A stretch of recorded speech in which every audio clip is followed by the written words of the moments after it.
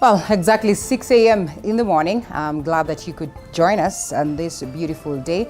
A little bit chilly, rainy, but we're here nonetheless to make sure that at least you're updated, entertained, and informed. It's a pleasure to have you as I look forward to a great Thursday. How has been your night? And it's important that also you are part of this conversation as we also get to look forward to a great day on your end. My name is Linda Alela. The program is Morning Cafe right here on TV 47, the home of untold stories.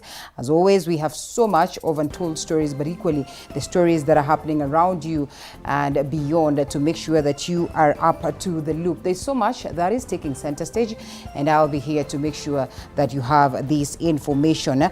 We are talking matters politics. Later, we'll be hitting the gym. Very important that we know when you hit the gym, you get the warmth, especially at this point in time when it's pretty cold and raining outside. Nairobi is raining. I don't know what is happening wherever it is that you are, the different parts. You can as well share your experiences, what is happening on the roads. It's really important that we get to know what direction to take and what not to take. And so please make sure that you engage us on hashtag Morning Cafe at Linda_Alela TV 47 KE. Tell us what is happening around you so that we can all be one family that is updated. Above everything, like I said, we'll be looking at matters politics, and it's politics from 6 a.m.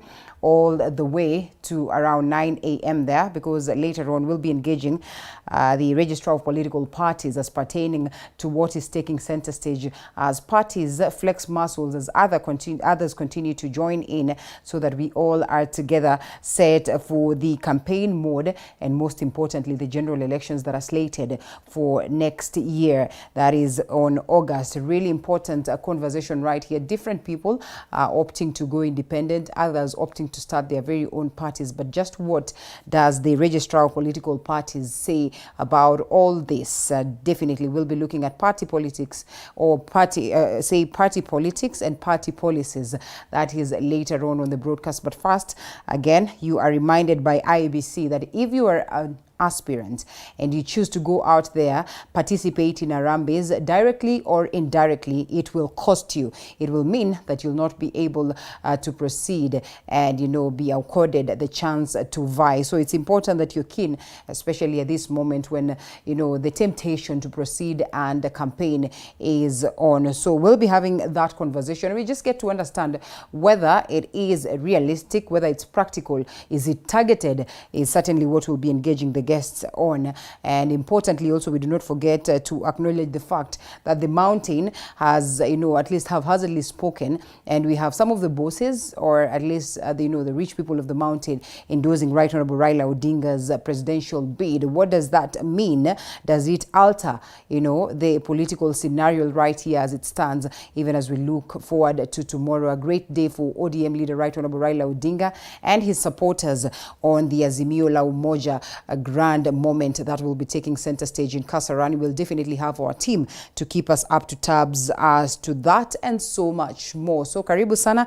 Let's get to be, of course, on as we get to understand all this that is happening here and across board. Changes in Germany. What does that mean as well for the global fraternity and for the people of Germany? We'll be looking at all that. So briefly, we take a look at what the papers detail this morning.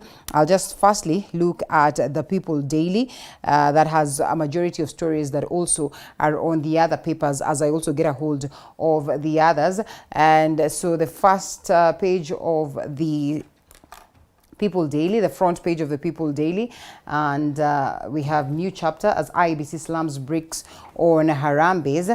Aspirants who participate in fundraisers personally or through proxies, that is from midnight to night, will be barred from the general election. That one is going to stir lots of reactions. A story captured on page 2 of the People Daily, and so we'll be looking at all that just to get to see how people will receive this, how how these different political aspirants or hopefuls are going to receive this, knowing very well that in most cases it's in Arambes, it's in churches that they get a chance to speak to the people also as they dish out what it is that they can dish out in a bid to, you know, try to woo them to support them. We also have why Mount Kenya leaders choose Right Honorable Raila Odinga, one of the key stories that will be forming the basis of our conversation, Eve to the Azimio la Umoja grand, of course, moment of Right Honorable Raila Odinga and the supporters of ODM. And so we'll be looking at that as the regional caucus says that ODM leader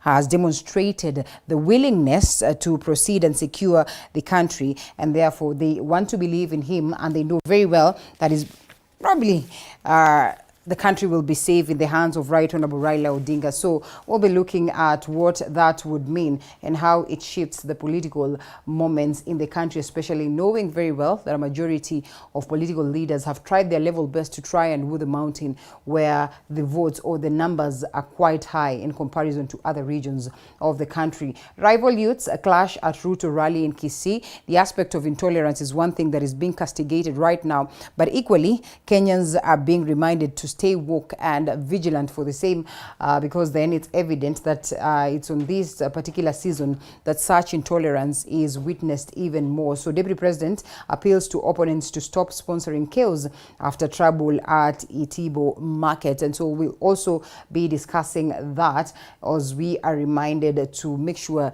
that we maintain peace on this particular time. And on page 6 and equally on the front page, big praise for priest who loved prisoners. An interesting piece right there that you might as well need to go through, and those are the key stories that are captured on the front page, and that is of course of the People Daily. We will be looking at all this later on the broadcast. And the front page of the Standard newspaper, I have hard copy of the same. Mount Kenya teams yes or to Right Honorable Raila Odinga list of demands that they are presenting, and influential business and political figures under the Mount Kenya Foundation ambit endorse Right Honorable Raila Odinga to succeed President Uhuru Kenyatta, saying he's the best bet in safeguarding region's interests. A story captured on page 5, and so we'll be looking at that later on. Rescued miners 6 days in cold, dark earth belly, and they come out alive, and you know they just come out to tell us you know their experiences down there. It was quite unfortunate to stay you know buried down there for quite a while, but what's important is that they are alive, and we certainly hope that they regain their health.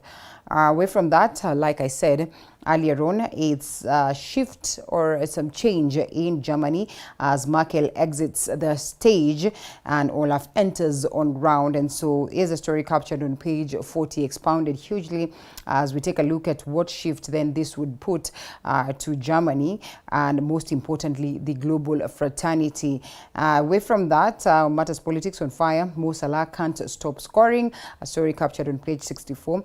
The sports lovers would understand pretty much on what is happening in this particular world of sport, especially at this point when the games are hugely on. And so we'll be looking at all this. Killer cop's last words to mother, a story captured on page 7. The conversation is still on as to what really could have triggered this heinous act by this police, and you know at a point where he killed 6 people and equally turned to himself. And we'll be looking at all that. Dock workers 12 pay raise splits union, a story captured on page 15, that as pertaining to the Salaries and Remuneration Commission, you know, and the adjustments that are being made on, of course, the payments of civil servants.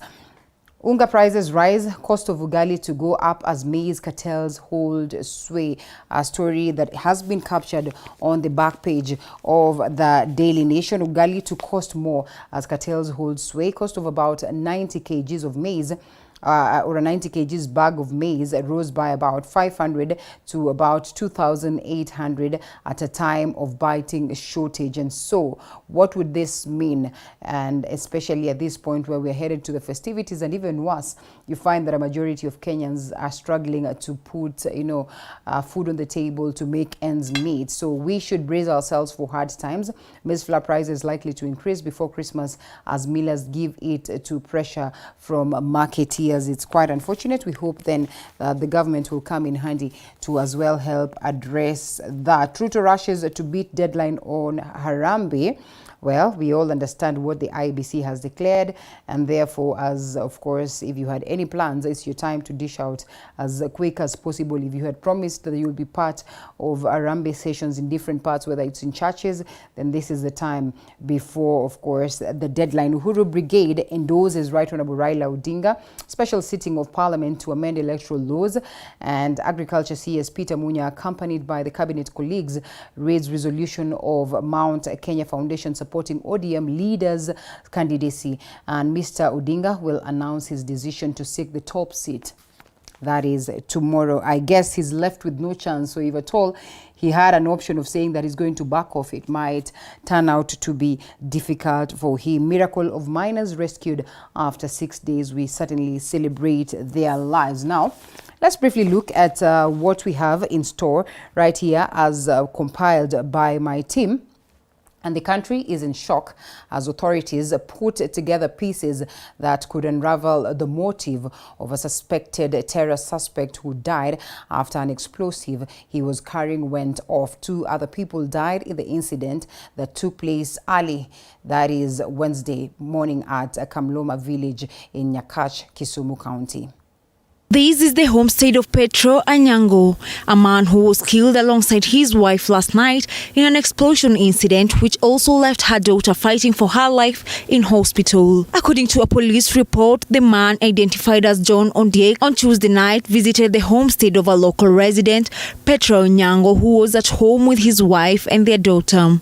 Anyango had reportedly begun engaging them in a conversation when an improvised explosive device he was carrying went off at 9 p.m, an incident which left Ondiek and Onyango's wife Mary dead, with Onyango sustaining serious injuries and later pronounced dead upon arrival at Nyakach Sub-County Hospital. The local residents told the police that Ondiek, alias Pope, reportedly detonated another improvised explosive device at a nearby market in December last year at a house where he lived with his then girlfriend, but no injuries were reported and had fled the neighborhood since. Pope namjua, lakini hajaika hapa, huwa anakuja. Alipotea kitambo sana akiwa mdogo.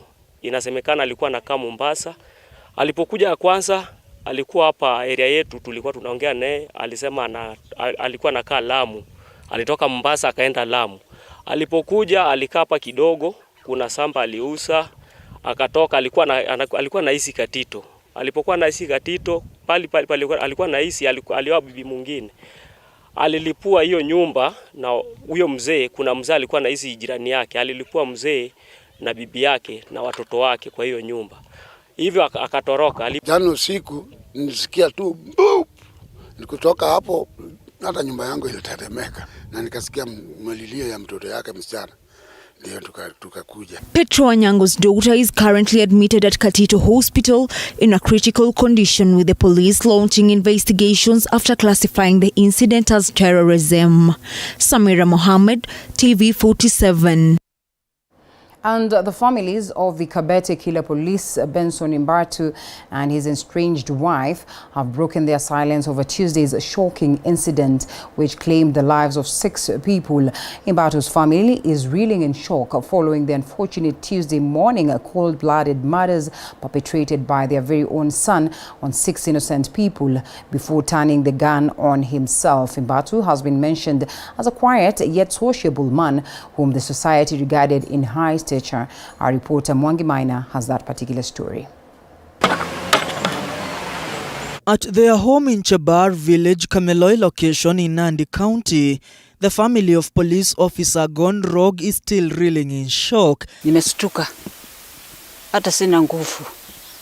Hata sina la kusema. A dumbfounded mother, siblings and neighbors are yet to come to terms with news that their son, who had served in the National Police Service for 34 years, had gone berserk and murdered 6 people, including his estranged wife Carolina Sava, before turning the trigger on himself in the unfortunate Tuesday morning incident. Pata ripoti kutoka kwa mtoto yangu anaitwa Derek Kitinda mimba. Alinipigia simu akasema mambo imeharibika huko. Peni amekufa. Nikamuuliza alikufa namna gani. Akasema wewe ni mama nyumbani, utapika nduru, waje ninyamaze. Nitakueleza kama tutakuja huko nyumbani. According to Imbatu's brother, the family had not comprehended the tragic news until the hour when they saw his image on the television. Imbatu has been mourned as a charismatic officer, often quiet, and one who the society held in high regard. Ilifika jana jioni, ndio sasa picha yake kakuja na hata jina la bibi yake Karo ndikaapia, ndio tukajua okay, kweli ni ukwe, lakini tulikuwa tunaona tu ni uongo. Alafu kufika tena saa 3 ya usiku news ndio hizo, akaonekania ndani, ndio tukajua basi hapo ni ukweli, lakini sisi tulikuwa tumeassume hiyo ni uongo, sababu hiyo jamaa isifanye jambo kama hilo kwa hii miaka yote amefanya na serikali. Sasa nitapika magoti niombe Mungu anisaidie. Niko na chai itanisaidia. Alikuwa mtoto mzuri sana. Alikuwa hana maneno, hata uchokozi nyumbani hakuna. Vile alimaliza shule yake ya form 4 akaenda kosi ya Nairobi, Kikanjo. Akamaliza huko miezi yake ile serikali alimwambia, akatoka huko akaingia kasini. Lakini alikuwa mtoto mzuri sana sana. Hana matata, hana kelele, kuingia polepole na kusema mtakula nini. Anapanga chakula tunakula. Sioni matata kwake. Wakati nilipata hii habari nimesutuka sana. Mimi naishi Shiro. Nimesutuka kwa hii mtoto yangu. Nini ilifanyika kwake? At his desolate home, nothing has been happening. His family says he visited home occasionally and would stay around for a few days since he had separated from his wife of 3 kids who resides in Kitale. His mother says that they were not aware that he had a second wife in Nairobi. Pipi yake wa kwanza ako Kitale, ako kwa biashara yake, ako na watoto 3. Anaishi na hao watoto. Na huyu pipi mwingine simujui hata sijui itaanzia wapi, nitamalizia wapi. Nana niwacha mtoto. At Chanzu village in Vihiga County, an inconsolable mother wailed and wept tearfully as her daughter was murdered by the man he called her husband. Carolina Sava's mother says she received the news of her daughter's demise from her last-born son. Msichana wangu alikuwa ananiambia, mama, poa, tafanya kazi nikununulie shamba. Sasa huzuni yangu ni hiyo, anakufa na niwacha. Sijui nitaanzia wapi. A dejected mother is in pain, wondering how she will raise a 7-year-old son left behind by her late daughter, whom she says was the family's sole breadwinner. Carol's mother says the late couple visited their home but ended up marrying secretly in Nairobi. Huyo askari alikuja tu naye hapa, ananiambia nachukua huyo msichana yako. Na mimi nilimwambia, sasa kama nataka msichana yangu uniletee kitu. Anasema wacha kitu tutaongea. Sasa wanaenda huko Nairobi, hata wanafanya huko harusi, hata mimi sikujua. Before she met her death, Caro had last spoken to her mother slightly over a month ago and promised to send her money in preparation for the Christmas festivities. Mwangi Maina, TV 47. Oh, that's pretty unfortunate. Now to some beat and a shift to something different. The Anti-Corruption Court has declined to lift warrants of arrest issued against businesswoman Mary Wambui Mungai and her daughter Purity Njoki Mungai over allegations of defaulting on tax worth 2 billion Kenyan shillings. Now, Milimani Senior Principal Magistrate Felix Kombo declined the request that was made by the two on medical grounds and ordered the two to present themselves in court as soon as possible, failure to which they be arrested. The magistrate further ordered the case investigating officer to probe claims by Wambui that she sought for treatment at Nairobi Hospital and Kiambu Level 5 Hospital and to obtain all medical documents as well as verify the authenticity of the same and file a report in court on the same. The court had that Wambui sought medication at the hospital on December the 4th after she failed to get a doctor to attend to her from Nairobi Hospital.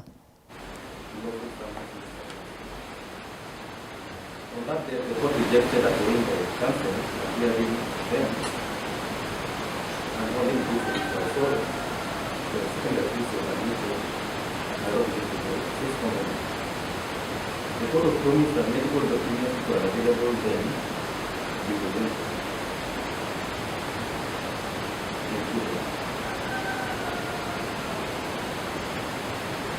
The court also informed that she was not aware of some because they were served upon the company. Court manual is linked to the fact where she is no longer aware. Then on the anticipated again, I am not aware whether a case number was presented before, because I'm not aware of any anticipated again before the night. In any event, those are two different courts with different jurisdictions. And what we're dealing here is a different matter here. Personally, I'm not aware of any. And to mourn politics, IEBC Chairman Wafula Chebukati has cautioned the politicians that they risk being barred from vying for electoral seats should they continue raising funds for their campaigns beyond the 9th December 2021. Now, Chebukati urged the Director of Public Prosecution and Law Enforcers to ensure no one acts contrary to the Election Act. The IEBC Chairman was speaking in Limuru, where he attended a prayer session alongside other commissioners. Meanwhile, the National Council of Churches of Kenya, NCCK Secretary General, has urged IEBC to ensure they deliver free and fair election to Kenyans. Other than serving the nation, Harambes, the politicians and political leaders and Harambes have until 9th of December to do those Harambes. Is it tomorrow? Yes, so tomorrow is the last day for Harambes.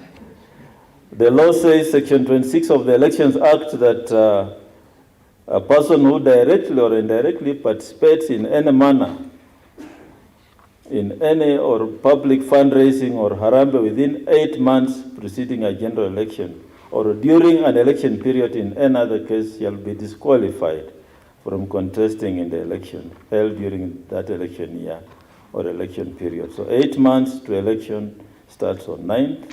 Early campaigns are, of course, ongoing. There's no law that allows the Commission to stop early campaigns. We don't have that law until these individuals become candidates. Now, they become candidates just about 3 months to elections when we receive their papers, and then they sign a code of conduct.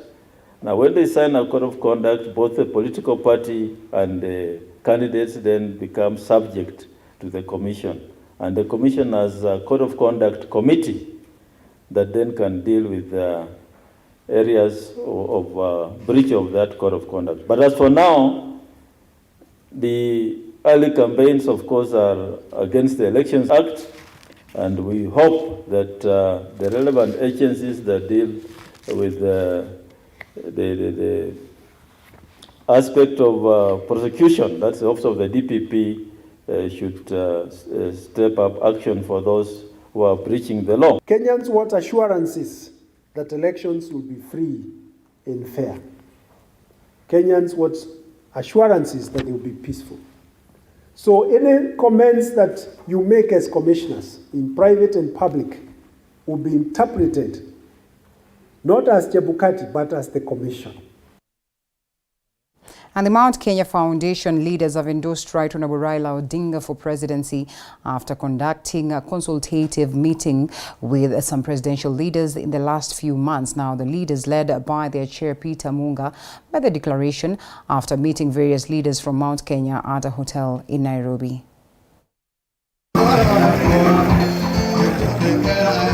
As preparations for ODM leader Raila Odinga's big day approach their peak, he has reasons to smile at another peak.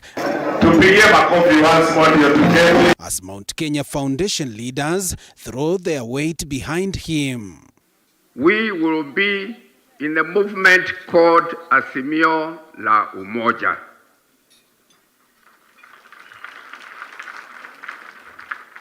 And we take our march to Kasarani on Friday. As Kenyans, we are saying this is a transition period. And during transition, we've got to be very careful because we need our tomorrow. We know the president has been there. He understands this country. He knows where it is, economically, socially, in all spheres. He understands it. The ODM leader accepting their gesture by promising to focus on the unity of the country. Tumekuja, tuko pamoja kwa hii. Tunataka tuunganishe Wakenya wote wawe kama kitu kimoja. Watu wa mlima na Wakenya wote. And we are very, very extremely excited about the vision that Honorable Raila Amolo Odinga has for this nation. And my urge to all Kenyans of goodwill that it is high time that we moved together as one country, one nation, one people. In an apparent counter to Deputy President William Ruto's hustler narrative, the former Prime Minister has promised to empower small-scale business people, which he says will enhance job creation. We want to promote the private sector as the engine for growth in our country. So people all the time talk about employment in the public sector. Watu wetu wataajiriwa namna gani hapa na pale na pale. I tell them public sector only employs at best 700,000 people. In a move likely to displease those in the Ruto's camp and who have been asking senior government officials to hang their civil service boots before engaging in active politics, Agriculture Cabinet Secretary Peter Munya has promised to support Raila, further calling on the former premier to implement Mount Kenya interests.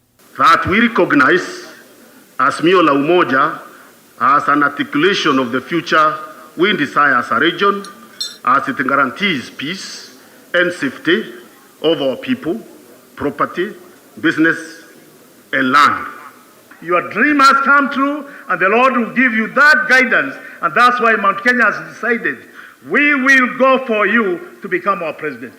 They have blamed Ruto for what they termed as dragging projects in the country and denouncing his candidature for the top seat. He has been focused, but he has not been able to achieve what he wanted to achieve because of the environment under which he has been working. But even with a lot of expectations from different quarters to have Raila disclose details of his big day, Raila remained tight-lipped and kept everyone guessing about this coming Friday. I'm not going to respond to the requests until Friday. On Friday, mimi nitatoa jawabu. With the Mount Kenya Foundation leaders and Mount Kenya Leaders Forum declaring to support Azimio la Umoja, we will be looking forward for Friday to see if ODM leader Raila Odinga will declare to vie for presidency come next year. Joash Onsare, TV 47, Safari Park, Nairobi. And for the Kenya Secretary General, Kiminini Member of Parliament, Dr. Chris Wamalwa, has called on rebels who attempted to carry out a coup in the party to stop belittling the party leader Moses Wetangula and detach themselves with the affairs of the party. Our reporter Boniface Baraza has the details. The troubles rocking Ford Kenya party are far from over. Speaking during a meeting with aspirants who are eyeing the party ticket for various positions in Trans Nzoia County at his Milimani home in Kitale, Dr. Chris Wamalwa, who is the party Secretary General, has fired a salvo at rival leaders led by Tongaren MP Dr. Seli Simeyu, asking them to focus on issues regarding another party, which they said they are set to join. Seli Simeyu, he is no longer the Secretary General of Ford Kenya. Wakati yake ilikwisha. Yeye kama ameama, ama aende salama salimini, acha aone vile zinaenda kuchapa kazi. Mambo ya kuweka Ford Kenya kwa mdomo akome. If they have any issue, let them go to court. We have now been gazetted. We are the de jure and the de facto leaders of Ford Kenya. Kwanza Member of Parliament Ferdinand Wanyonyi says the rebels should keep off since their mission to topple the party leadership failed. He says they are now focused on revamping the Lion Party ahead of the 2022 general elections. Na ile ambao ulikuwa nasikia hiyo kelele ni kelele ya chura. Hakuna nafasi tena. Let him not waste time. Let him concentrate on his seat. Yeah, which place does he come from? Tongoreni. I don't even think he's going to get that seat. Yeye sasa aende kuwa daktari atibu watoto. The party has also established an elections board comprising of a tribunal which will oversee nominations across the country with the goal of ensuring the exercise will be free and fair. There will be no free tickets that will be issued to anybody. There will be no unfair nominations, and that everything will be done above board. I also want to confirm that any person who will be aggrieved by any decision that will emanate from the nominations, there will be an independent tribunal, appeals board, that will then hear all the disputes that will emanate from the election nomination process. Dr. Seli and his Kandoi counterpart Wafula Wamunyinyi recently made the announcement to shift to another political party by December 14th after their coup plans hit a snag. Boniface Barasa, TV47, Trans Nzoia County. Thank you, Boniface, for that. And so my director is asking me, let's lighten up the moment and ask ourselves, how best do you pronounce this word? Is it rebels? Is it rebels? Is it rubies? Whichever way you want to. I think I say it is rebels. And you know, sometimes you just want to tongue twist and you wang a bit and you kind of lose the point. So I don't know. You ask yourself this morning. Guess it should be the trivia of the day. But that aside, the government, through the Ministry of Health, has stated that Kenyans will not be allowed to take booster vaccines until the target population is fully vaccinated. And as Elizabeth Atieno now reports, the Ministry of Health has also strengthened its surveillance across the country or the counties' entry points in a bid to prevent the spread of the Omicron variant detected in Uganda. The Chief Administrative Secretary in the Ministry of Health, Dr. Rashid Aman, has today made public that the government is yet to consider giving booster vaccines until the target population of 10 million is fully vaccinated. We are still dealing with the primary dose, second dose, so on. So we have not yet considered giving boosters in the country because of where we are in terms of our vaccination, but also in terms of the availability of the vaccines. We want to put the vaccines into people who don't have any vaccine at all before giving a third dose to somebody who has received 2 doses. Kenyans have been urged to take the vaccines in a bid to prevent the outbreak of the Omicron variant that was recently detected in the neighboring country of Uganda. Indeed, Uganda just reported our neighbor, the variant, and it's now known that this variant is common. It's been found in many countries. And the chances really are that this variant, although it was identified in South Africa, may actually have been around in some of these countries even before that. It's only being discovered now because we have knowledge about it and the mutations. Dr. Rashid Aman and the UNICEF representative, Dr. Maniza Zaman, have confirmed that Omicron is a variant of concern and that scientists around the world are still doing thorough research on it. We now have the Omicron variant of concern. We are watching that very carefully. Scientists are looking at it. We don't have enough information on it yet and what its effects are going to be, but we hope that if it turns out that it doesn't have any very serious effects, this would also be a good thing for nations as they continue with their campaigns to vaccinate. We have the Omicron variant of COVID-19 that is causing a certain level of concern around the world. The science is still unfolding. We still have a lot to learn.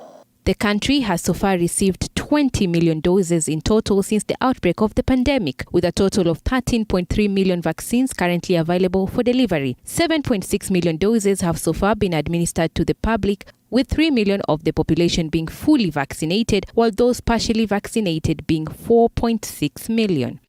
The Ministry of Health, in partnership with UNICEF and the Interreligious Council of Kenya, IRCK, have launched a vaccination campaign that seeks to set up vaccination centers at places of worship for the next 3 months. Dr. Aman further stated that the move is meant to persuade Kenyans to take the vaccine and not force them. As religious leaders, we will also sign a public declaration between faith leaders and the Ministry of Health on use of faith spaces as COVID vaccination centers. This is a commitment by religious leaders on the fight against COVID-19 pandemic. We therefore appeal to all faith communities to turn out in big numbers for vaccination in our places of worship that have been listed as vaccination centers. Persuasion versus forcing people to take the vaccine. I do know that this is in reaction to the statement that the CS made about 2 weeks ago on action that would likely be taken in the event that we are not able to vaccinate sufficient people or Kenyans refrain from going for the vaccine. And I believe that since these measures have really not been effected yet, we still have a chance if we are able to reach our target of vaccination, if we are able to have a larger number of people vaccinated, if the attitudes of our population change and we see people coming out, I don't think that we will take that route. Elizabeth Atieno, TV 47. Thanks, Elizabeth, for that very story, which was the last one that we picked this morning. As we now get to the conversation, we already have Gloria Roba on board, and we also have Kevin Osido, and we are expecting to get a hold of Dan Orogo in a few if he's able to get here. Well, the rains are not so rosy this morning, and I'm sure the roads can be something, so we'll give him ample time to find his way into the studio.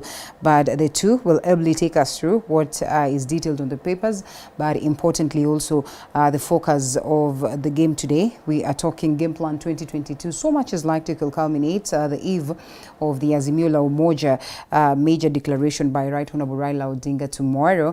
This amidst that declaration also by IEBC that laws should be followed, and therefore any aspirants who will be seen to go through activities of Harambes, whether directly or indirectly, then will be locked out, won't be allowed to vie, and so much more that is taking center stage in the political scene. It's my hope that you are part and parcel of this conversation, and therefore interact with us. The hashtag is Morning Cafe at Linda_Alela at TV47KE as we decipher on the politics of 2022. Remember, it is crucial that we're part and parcel of this conversation because it is about our livelihoods, and it's really, really important that even as we prepare ourselves for the general elections, that we have it in mind. It's important that we get the right leaders based on ideology as opposed to political affiliation or party affiliation, and even worse, tribal affiliation.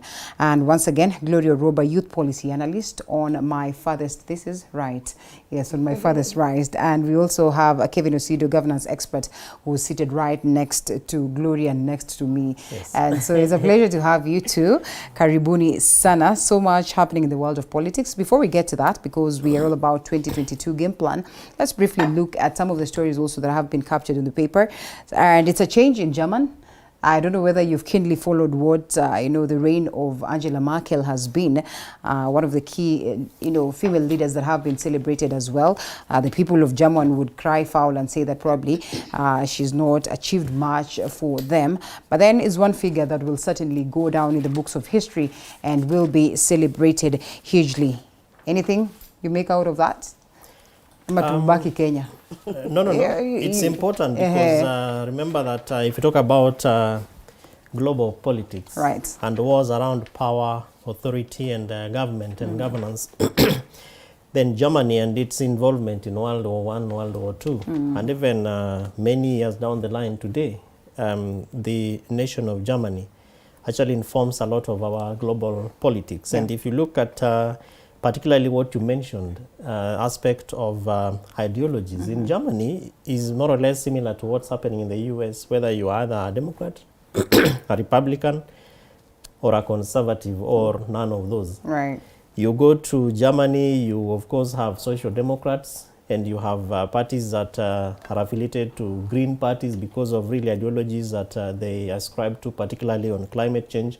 Remember that 2021 has been full of conversations and discussions around COP26 and climate change. And so many things that we can learn as Kenyans from countries such as Germany, and Angela Merkel's involvement in all these have been quite profound and relevant, particularly given the fact that, one, there has been this conversation around the power of women and woman power, and in Kenya we have not been able to implement the 2/3 affirmative action gender rule. And so what kind of lessons can we be able to learn from that? Remember, in the US, for instance, it is only now that we have a woman that is closest to being very powerful, and that is the Vice President of the United States of America.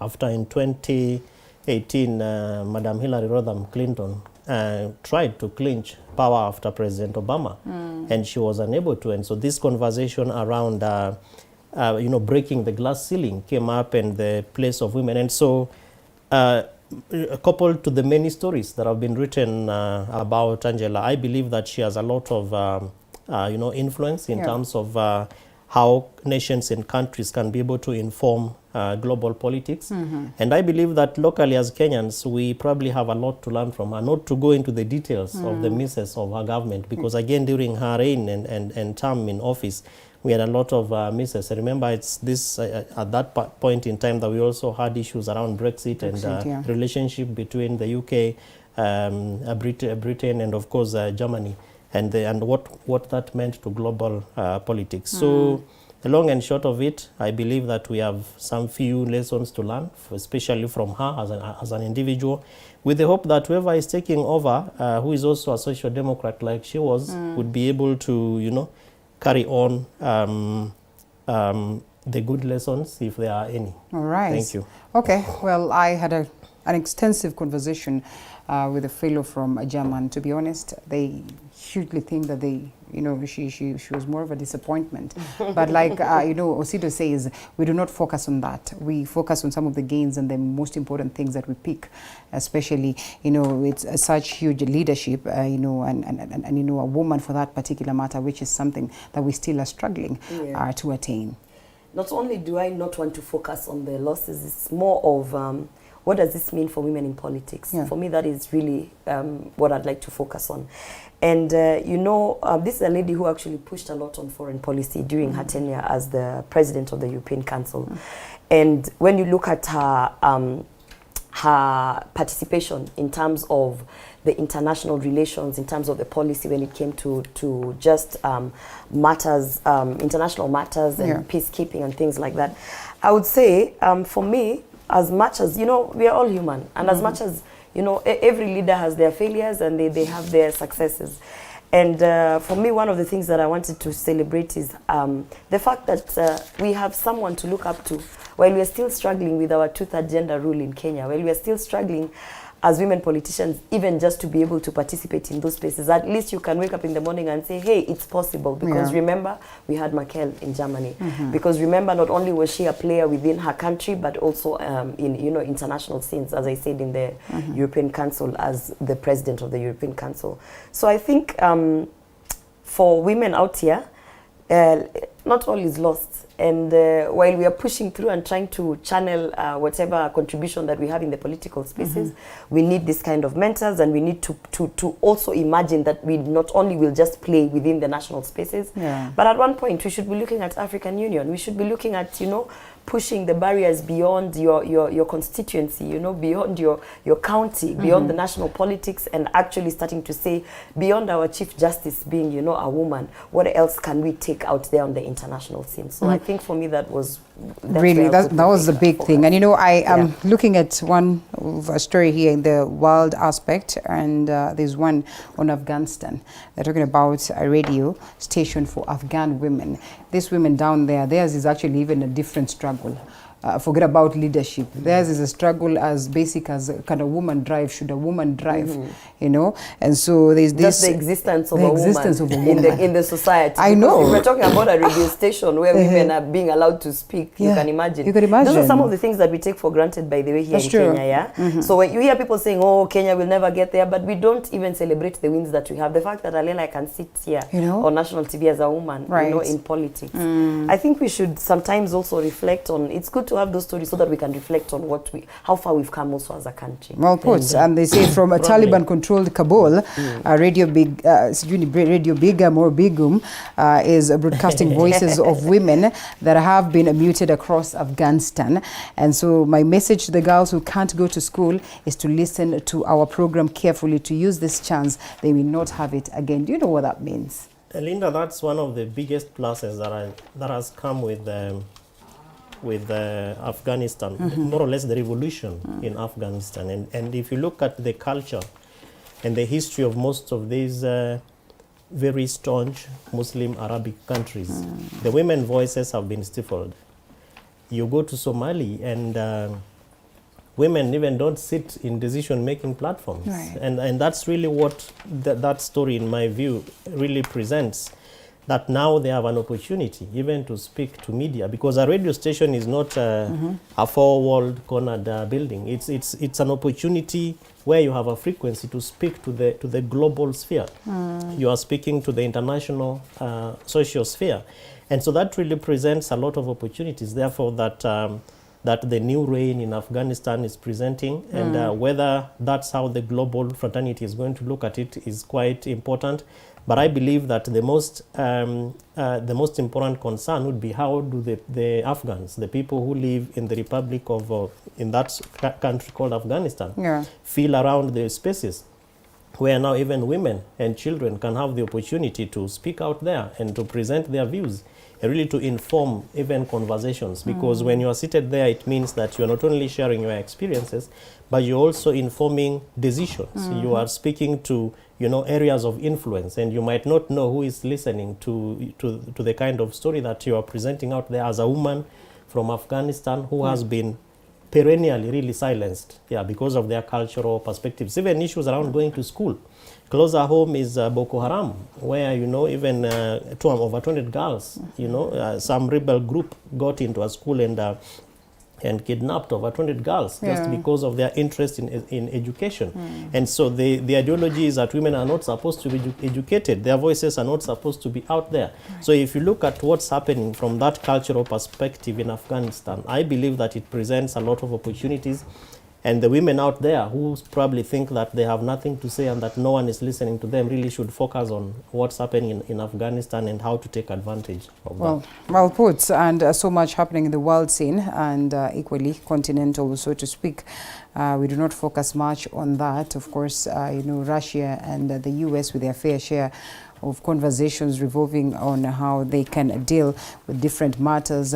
And, you know, the aspect of Ukraine joining in and all these conversations. Sudan on the other side has its fair share of troubles, South Sudan for that matter also, and so much more. So we might not want to delve much on this, but also, you know, very important that we go back to what is playing out. You know, ugali to cost more as cartels hold sway. That one, I don't know how it will rub with the Kenyans, especially at this tough time.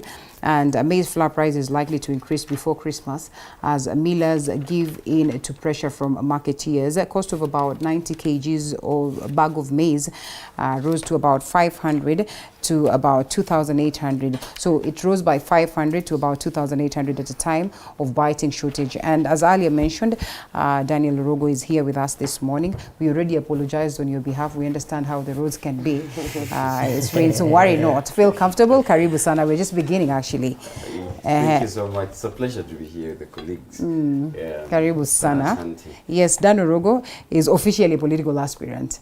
I think we shift from these governance aspirant conversations. I mean, you need to tell the people. I mean, that's the reason why you come on screen, right? Yeah. So at least you can as well remind them. Even Gloria is right. Even Gloria is what I don't know why I forgot to say that. Gloria, I guess. We are all political aspirants. Yes. Except myself. No, it's in hiding. I wouldn't be surprised, by the way. We give him until around February to declare, yeah? He's going to come out. All right, so it's important that we also tell them where Bobasi. I am running for Member of Parliament in Bobasi constituency, Kisii County. Kibra? Yeah. Kibra again after the Boch 2019 by-elections. Right. So going back to Kibra again, more rejuvenated and looking forward to mend the areas that were, documented before. I think and the rest of us are optimistic that youth and young people are taking political spaces and very unapologetic about their bid. All right. So I'm a political aspirant and I'll be running to the ballot to the positions of the Member of National Assembly there. All the best. I will underline botched in 2017 and say, let's overlook, let's overlook what played out then. All the best, Gloria. Quite a tough ground for Gloria, I must tell you. And, I mean, we all understand how the politics of Kisii is and the patriarchal nature that is there.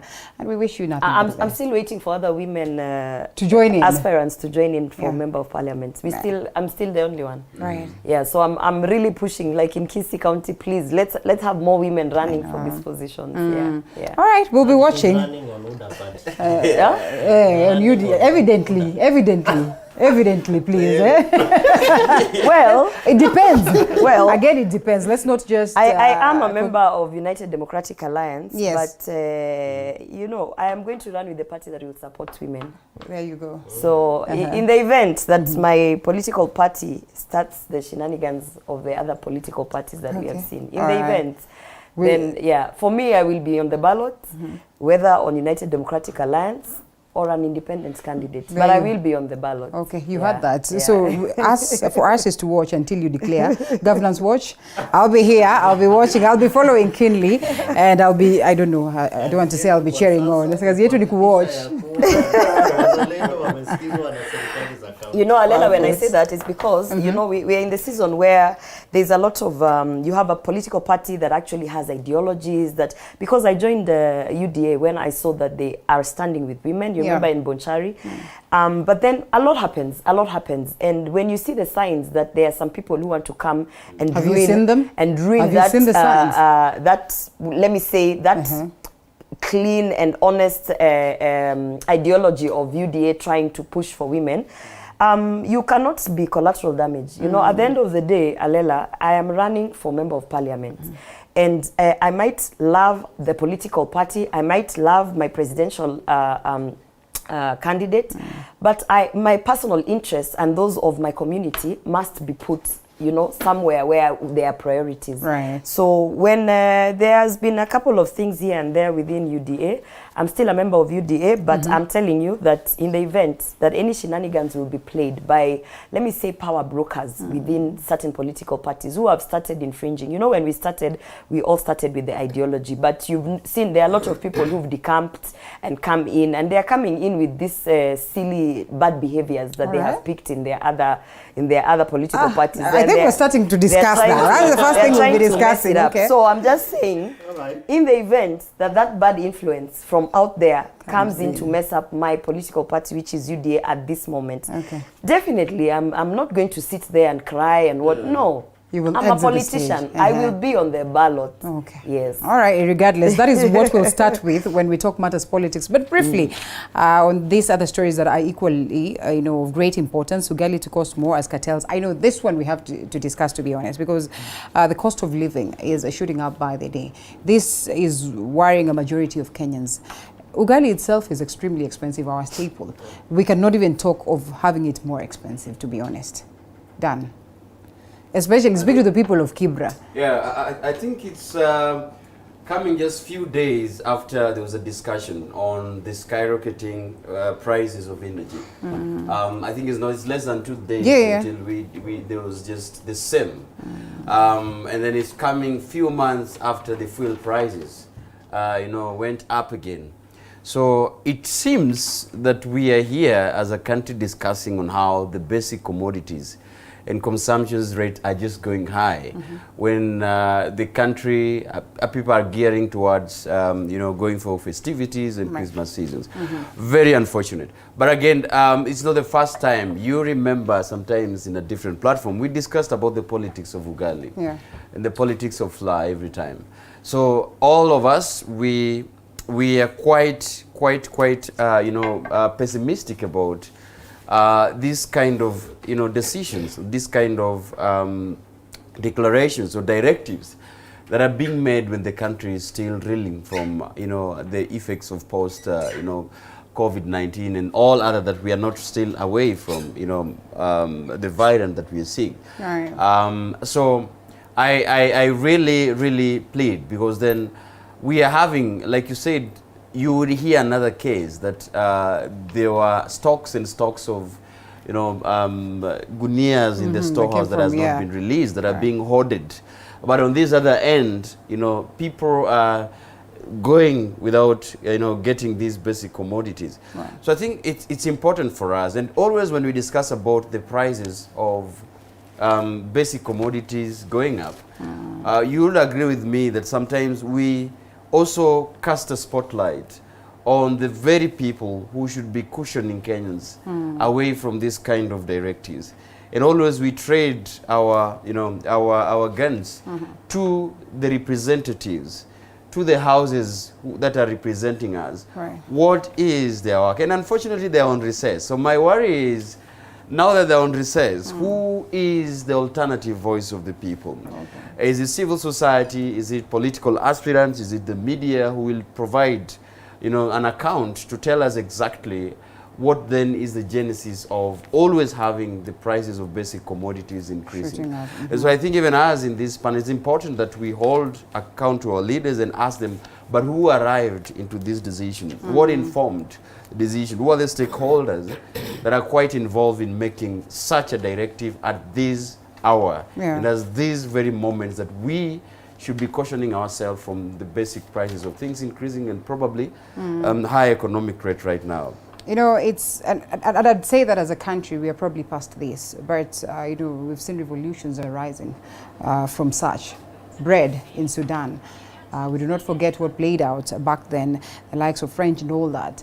And so, is it French or France? France. So we look at this and it gets us a little bit worried. It almost, got to a point where it costed Jubilee, if you can remember very well. And here we are again. We are having the very same conversation. I mean, what does it mean, to be honest? How do we get ourselves off the hook, off the woods, if we constantly speak of such basic commodities and the troubles that come along with them? Linda, one of the things that this brings to the fore is the place of the voice of the voter.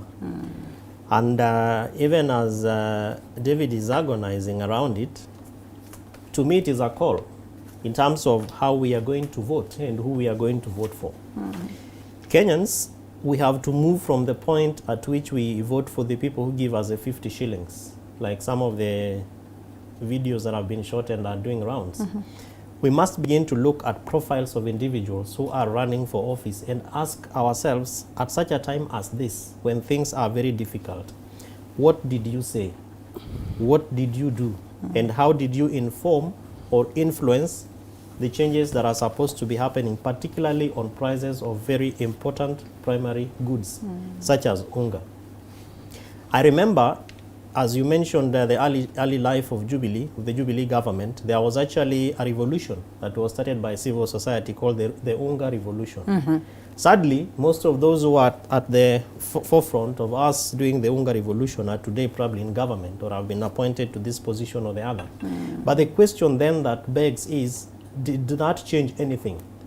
So what therefore we need to do is to, one, ask our parliamentarians to regularize the prices of unga. And that regularization does not just mean sitting in meetings, going to Mombasa or Naivasha or Dubai, and then you come back and say, we have asked the Cabinet Secretary of Agriculture to consider revising or reviewing the prices. It has to go into looking at commitments, time frames and even tell the CS and the people who engage in this particular platform that we are giving you 4 days or 3 days. And if need be, as David rightfully says, the parliamentarians and even the county assembly members are now on recess up to February 8th. Whether we need special sittings or not to address these very important concerns, particularly happening during COVID time, is something that the speakers and the clerks of these assemblies and Parliament, Senate and National Assembly really need to consider. Number two, we have to move further from just talking about the cartels. Linda, these people are known. Why don't we just name and shame them? Because these are people who are running up, up and about in helicopters, whereas a common citizen, is gallivanting and really trying to even get fare to move from this point and that point. And in the context of COVID-19, most families have been hard hit. Businesses have been hard hit. The cartels must now give Kenyans a break. Of course, looking at our political history, this probably is expected because people are looking for campaign money.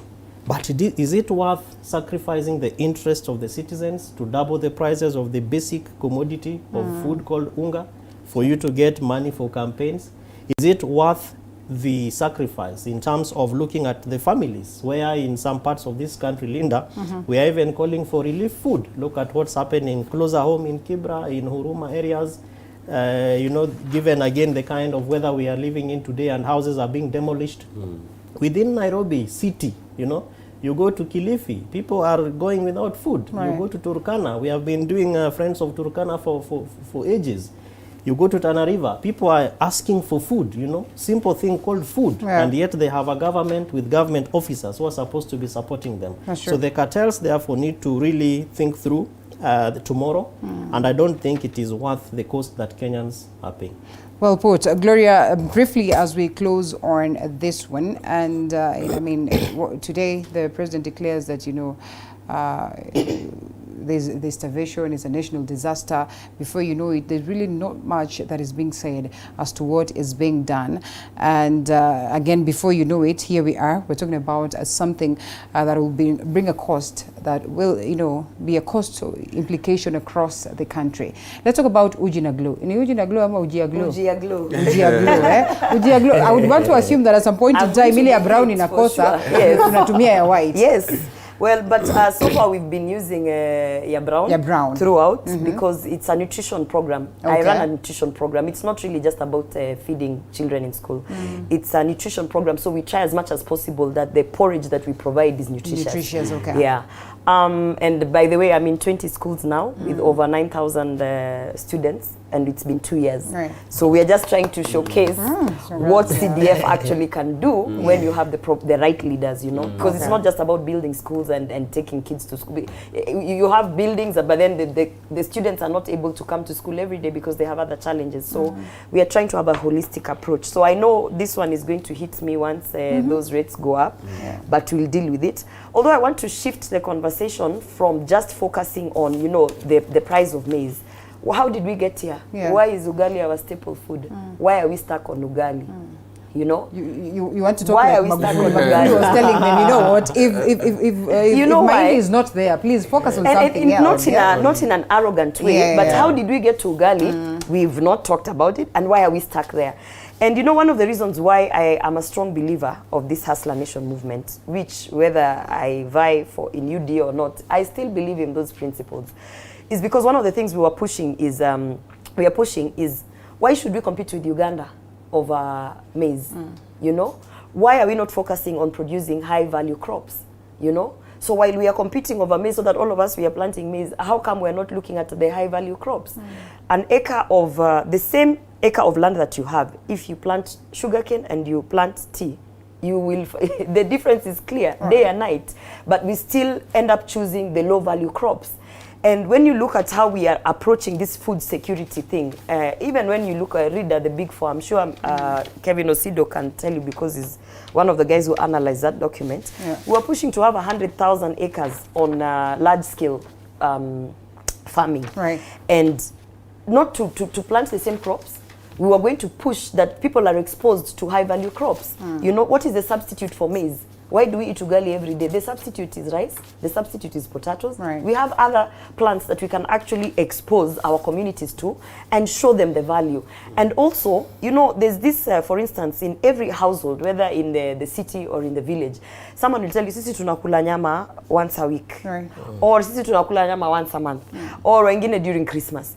Because there's a belief that has been stuck there that actually meat is very expensive. So whether the prices go up or down, they have zero idea. Mimi siwezi kula nyama every day. You know, so there's that. Some of these things are actually inculcated in us that it is more of a cultural thing. It's more of tumezoea. So lazima, oh, price ya ugali imeenda juu. Have you gone to see whether we can actually push for rice and, you know, figure out how to push those production groups and ensure that food security is not only stuck on what we believe in. So for me, that is where I question the leadership. You see, what we need is fresh leadership in this country. Someone who will come in and not fight the same wars. Oh, we are fighting corruption, we are going to put another EACC. No, we need someone to come in with fresh eyes and say, listen, we are done dealing with low-value crops. We are done fighting with Uganda over who's producing maize, which maize is being imported, exported where. We are done being, for instance, look at how many, we have 3 million livestock that are slaughtered every, I think it's every year, or is it every month? And then we have 2 million hides that just go to waste. And only 1 million hides are exported. Yet, we have companies like Bata and all this where we import shoes from. So you understand? So there's certain things that we need a leader who will come in and tell us, we need to stop doing the same thing. We have to change. That's why I still believe in the bottom-up economic approach, because there are things in there, if you practically you know, execute them, we won't be talking about the price of maize, because believe it or not, Linda, people will actually move from this ugali culture to understanding that they are substitutes of ugali. All right, well put right there. One of the key stories, or one of the stories that has been captured across all the papers, and you know, on the front page for that particular matter. Miracle of miners rescued after 6 days. Well, that one is it's been a dark moment for the country. I think we all agree. It's been a dark weekend. There's just something that is not proper. But at least this one, you know, called the Ember months. Ember months, you know. All right, okay. September, October, November, December. We need to just pray and just get back to God. But you see, the miracle about being inside there for 6 days, and then you come out alive.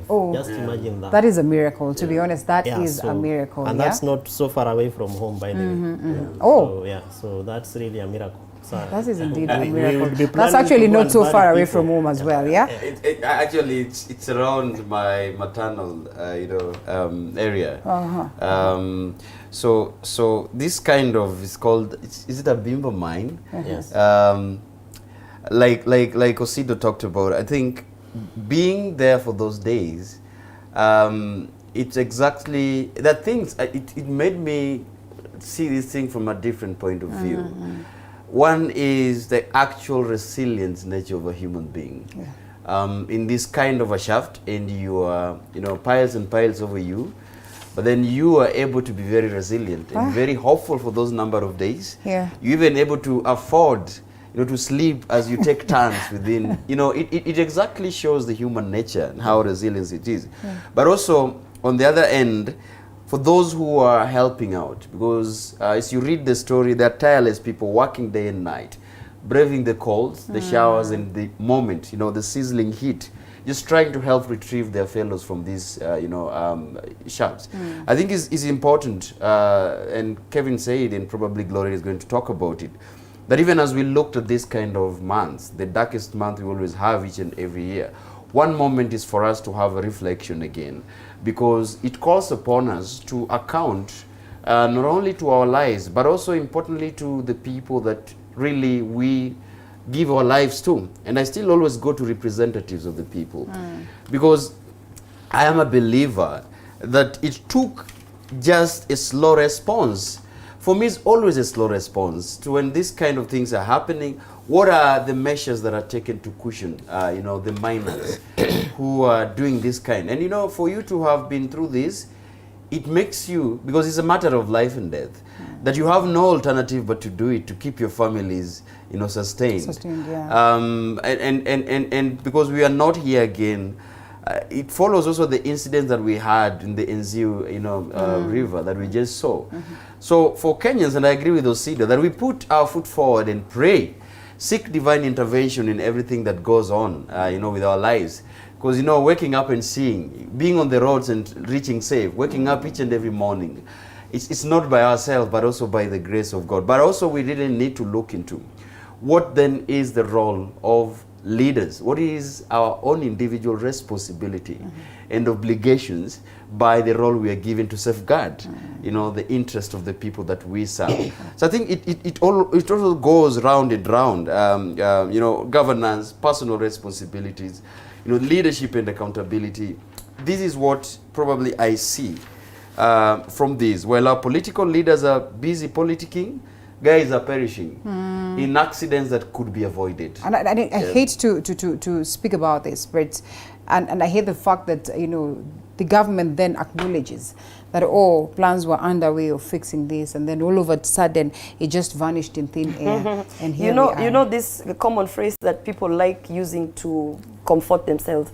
Everything happens for a reason. No, some things just happen because we do not have proper leadership. And there's no reason not to have proper leadership. You understand? So for instance, now when we are talking about these miners, the first thing I thought of, because my background also is in facilities management, construction, architecture, environmental health and safety. What are the precautions that we put in workplaces? Who are the authorities who are responsible to ensure that in each mine we have, at bare minimum, first aid kits or what and what? Those kind of things. And, unfortunately, because we are so used to receiving barely anything from government, you see the whole story, how it's written, is really about the humanity and the survival and the resilience of human beings. But there's no focus on where are the authorities, where is NEMA, where is who. There's no focus on this county, where is how was their response in terms of resiliency plans and things like that. There's no highlight of, were they even working legally? Because we know that you have to, in order for you to mine. Yes. So, I was waiting to see that angle, but because again, as Kenyans, we are almost used to expecting nothing from government. We just focus on the resiliency. And when you talk about the Nziu River, what was so sad? When that governor, Ngilu, landed in a chopper. I know. Like the whole thing was about human beings just trying to get safely on the other side of the river. Infrastructure. There is no infrastructure. And she landed in a chopper. To tell people what? In a chopper. To tell people who've died because there is no bridge, a mere bridge. That chopper, how many times has she taken it? Could have probably constructed something that could have taken these people over. For me it was like, and the funny thing is, those people will vote for her again. You see, that's the sad thing. Like, watu wako walikufa hapo. This your leader landed in a chopper. To tell you what? To say, pole, tumeona, nini. And then now you had immediately national government coming in with promises. We have pledged. Why do you need for people to die for you to pledge? We don't hold them accountable. I was expecting to see literally crowds and crowds of people in anger storming Ngilu's office because we are tired of pledges and we are tired of PR. And that's why I'm saying in 2022, I really hope that people will actually understand that when you vote for this president, you are either killing yourself or keeping yourself alive. We're talking about promises yesterday. Politicians and the promises that they give. I come back to you, and I'd love for you to make this as brief as possible. Governance watch, the aspect of accountability, the aspect of putting them into account, that Gloria will come here and tell us this for my people, and then once she's in, it's a whole different story. And true to it, sometimes you really expect, such reactions from the people. But, they go to levels that, they just actually look at you and they're like, it's fine. How do we get the electorate to be bright enough to understand that governance is equally about them, that it's about them to go and say that you promised this and this you have not delivered?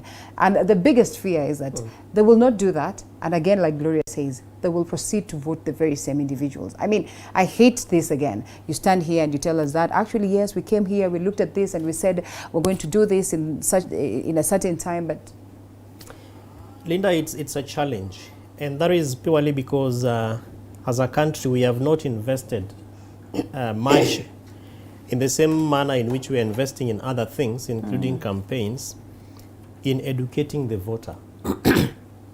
So we are supposed to educate them. So there is a voter education in terms of how to vote, who to vote for, and why to vote for that particular individual. There is also the other aspect of voter awareness and registration. Look at how clumsy the voter registration, the enhanced voter registration process went through. So in brief, as County Governance Watch, what you have been helping citizens to do is to ask those difficult questions and then work with the aspirant and the candidate and your leader. Because by all these people are aspirants. By February, end of February, they'll be candidates. Because that's when we will be able to separate the wheat from the chaff. IEBC will do its work and tell us, well, hauna certificate, your ID is fake. Look at Kethi Kilonzo, for example.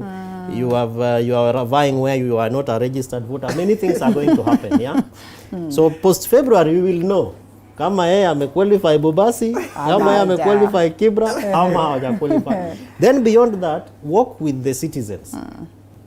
Ask these citizens to even sign with their candidates election pledges. Like right now, like Mount Kenya, they are reading many things. You go to which part of the country, they are reading very many things. Just pick one or two things. Like the people of Kitui, that particular area, should have just picked the bridge and asked themselves, since 2016, this bridge has been like this. We have had an MCA, we have had a member of parliament, we have had a senator, we have had a deputy governor, we have had a governor. What is your agenda for us in order for you to come and ask us for our votes?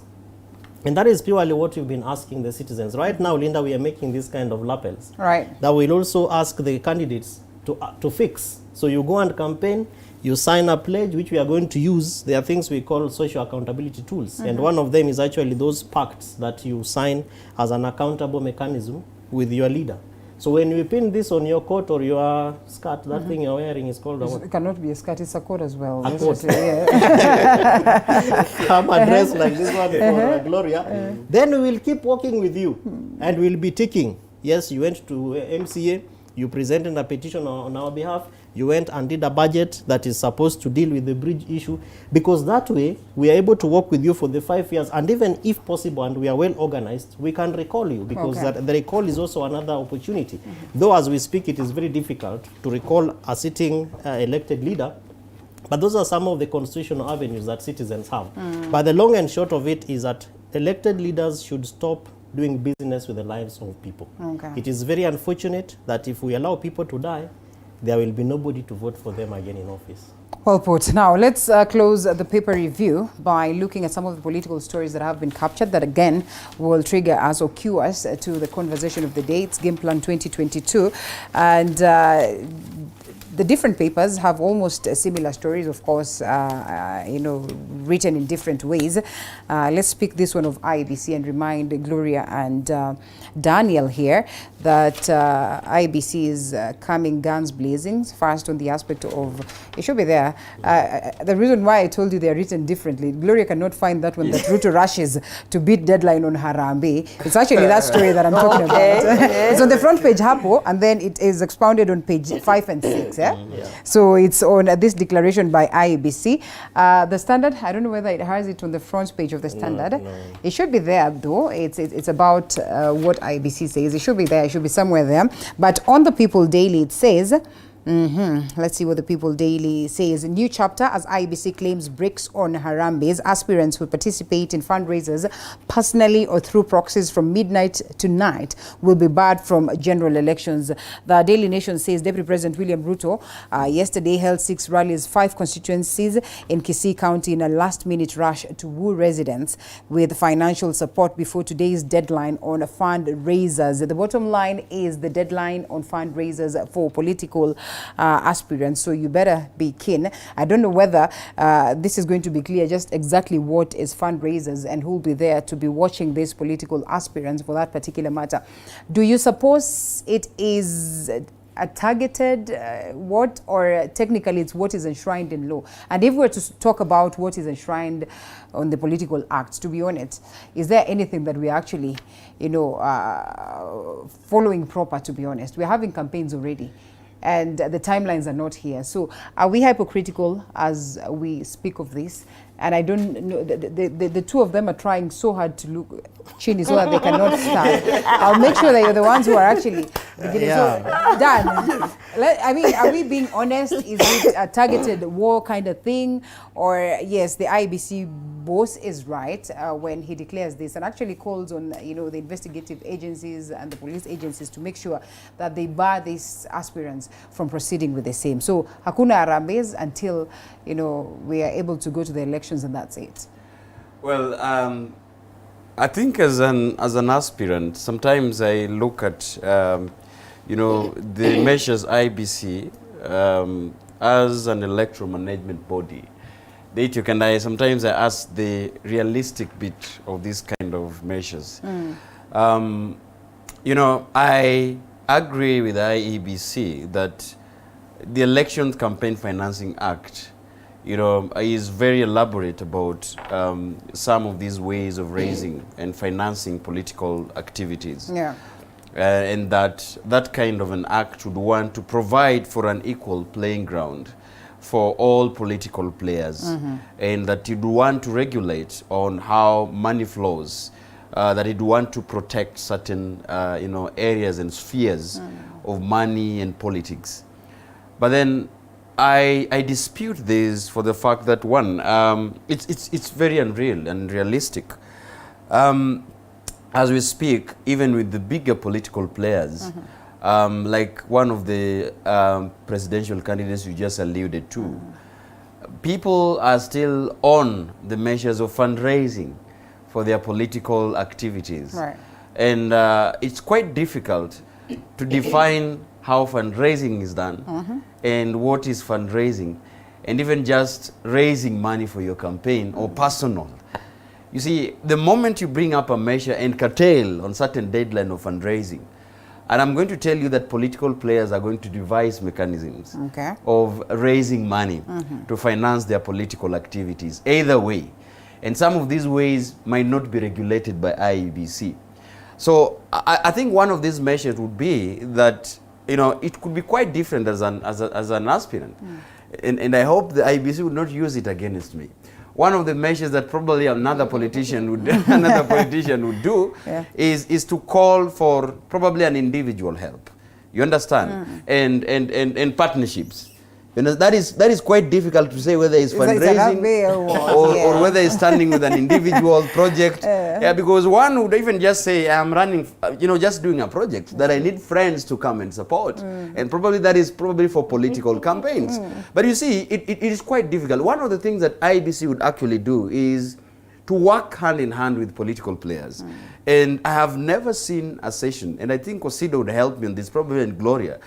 IBC would probably have a consultative sessions from and with political representatives to try to have a sober and an objective discussion. Then how then would IEBC and political players, not only focusing on even on presidential aspirants, to try and get what are the ways that all these aspirants can propose a better way of IEBC helping. And in fact, Gloria would attest that we also need the help of IEBC in terms of making sure that some of these aspirants that we are facing that are well oiled with money the IEBC would regulate the political platform. You understand? For us as young aspirants who are coming in and sometimes may not have the political and financial machinery that they have, we need the help of IEBC in terms of regulating that equal playing ground. You understand? So it's not one way of bashing IEBC. It's also one way of just trying to say that IEBC is not really, putting in realistic measures. But I think it is a missed opportunity when it comes to consultation and serious engagement with political players to come up with the realistic steps on regulating how they raise their finances and in ipso facto making sure that there is a level playing ground for each and every political candidate. And this is even for us as young people. And I'm saying this from the bottom of my heart because I saw it happen. That political parties who have honors in quotes would use this as one of the ways of technically beating some of these young aspirants. Then because they'll say, for example, if I'm running with a member of parliament who is well established and has got strongholds in the party, they would say that for now, as a young person, you cannot fundraise because IBC has said a deadline. What about my other fellow who is already well endowed and would not even want to fundraise, is equally well? So I think it's important. These are a missed opportunity that would well be conversed about on how there would be constructive engagement with IBC and political players. Gloria, and you know, when we're talking about the laws, the question is just how many of them have we been able to follow anyway? Because ask anybody, they'll tell you they're not campaigning today. You know what? That's what they'll tell you. As it stands, we don't even know whether Baba is going to be on the ballot. But everything, every sign dictates that he is going to be there. But you know, me, I want to look at it differently because I have seen the power of money and I have seen the absence of it not having any effect. By that I mean, for instance, yesterday my party leader was in Kisii County. And he was in my constituency, Bobasi constituency, 2 stops, Itibo and Nyamachi. The night before, I personally didn't attend the rallies, but I mobilized my teams, mobilized my troops because my support for DP is still there. And I was remotely trying to figure out what we can do. The night before, my competitor, who is a former member of parliament, Manoti, sent a lot of money to his ward through people. And based on facts? I'm telling you, see, let him come and deny that. Yeah. Okay. And he gave women 300 shillings, 200 shillings. Usiku watu hawakulala. I had groups that were coming to support DP and, you know, to join my troops to go and, you know, do the road show and everything. And so, you know, you don't sleep alela during that time. So I know, you can't. Around 2 a.m. I get a phone call. Sasa unajua mheshimiwa nini, Manoti ametuma pesa, wamama sasa wanaogopa kutoka. Because the thing is, what some of these politicians do, they know because utakula pesa and you might do the opposite. Yes. They now use intimidation and fear. So they put their people on the ground. Like wale ulipatia pesa uangalie kama wataenda. So the idea actually was to make sure that those women don't come out to go for my procession, the roadshow tracks and everything. But you know, they came. Yeah. So how I choose to look at this money thing, the same guy who is now using this money as a tool, also used the same money. He didn't come with stones. He used the same money in 2017. He used the same money to try and beat the election, and that money didn't win him. He's not a member of parliament as you speak.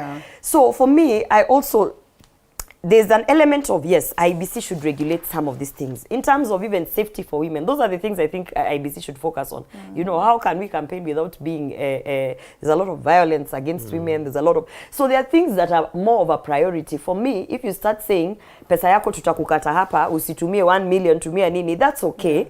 But it doesn't mean anything. It doesn't mean that if I spent 100 million, automatically I will win. Because if that was the case, there are a lot of people who should have been in parliament.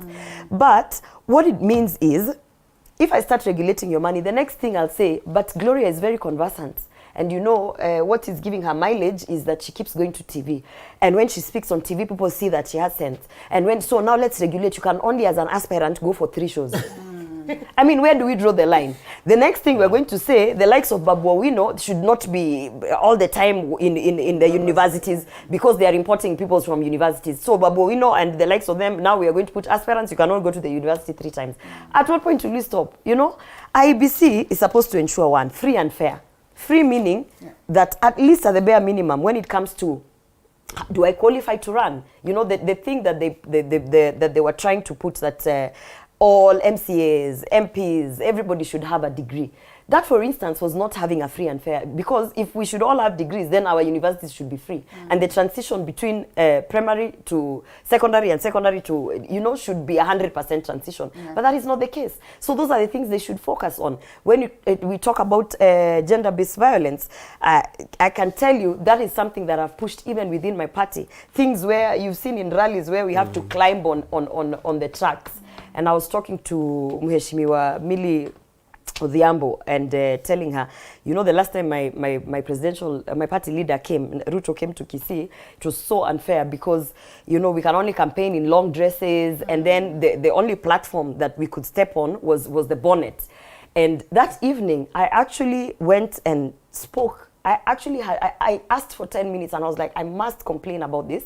And I spoke to DP. I said, listen, it was so unfair. We were climbing up on the, not that we can't climb, we'll climb. We were climbing up on the tracks and we were doing this and it was raining. But I was in a dress, and you know, as women in Kisii, there's no way I'm going to start fighting to climb on the bonnet. What can be done? Because that's the reason I didn't speak. That's the reason I didn't push. And he was like, yeah, I see what you mean. And you know, the next day, Alela, there was a ladder, a platform that went up, you know, where now, even if you see now on all the rallies of Ruto, the women now are able to, at the top, and they've been put for a platform. Those are the things that I think, if you ask me, IBC should focus on. Because if they start regulating my mouth, they start regulating your wallet, they start regulating someone's dress code, because Joho is hip, we now have to say aspirants wasivae sneakers. We're not going to go anywhere. Hold this. I know you want to say something. Sorry, Osido, we have to take a quick breather. And when we take a quick breather, we can couple that with what played out in Kisii now that we're in Kisii County, right? Okay, after this break.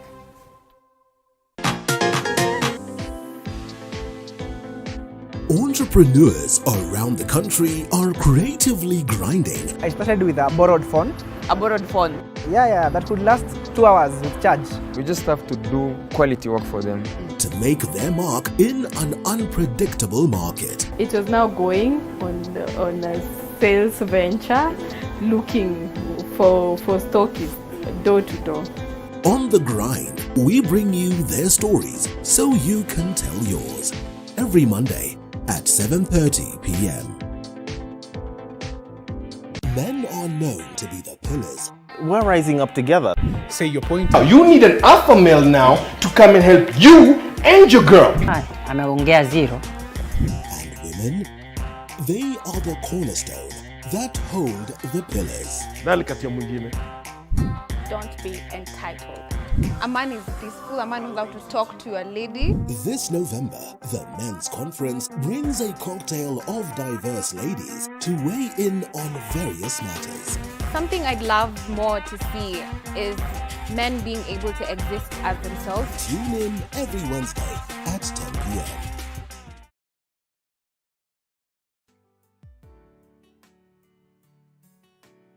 Hello guys, and welcome to Night In with Joy Irungu. Joy Irungu. Heartbreak, pain, and tears have been a major part of Night In Season 1. We thank you for being with us on this journey, and for this upcoming season, we will bring you more empowering stories that not everyone is talking about. This is the only show where we keep it authentic. We share our lifetime experiences, and you know what? Tell every person that you can turn your pain into power. Join Joy Irungu on Night In as we take the brave step of sharing.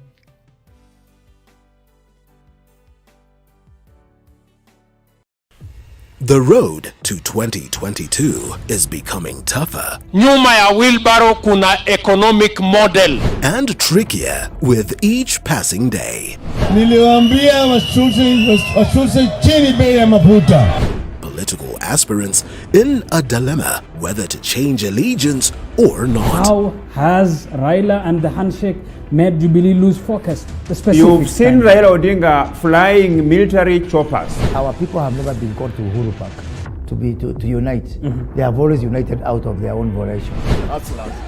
Reduce your madness. Kenyans are suffering. Would that be fair to conclude? I don't want your station to be sued. That Jubilee government has never been able to sponsor any successful project. Every Monday at 9:30 p.m., Pundits Night brings you inclusive and candid conversations with the pundits. We say disability is not inability. Our impairment are not disability. Disability is the barriers put across by the society. Beyond the Limit gives a voice to those abled differently. People with special needs can undertake a job, particularly that is customer service focused, as good, if not better than people that are 100% able. We bring you conversations of these great persons, round-table conversations, and many more.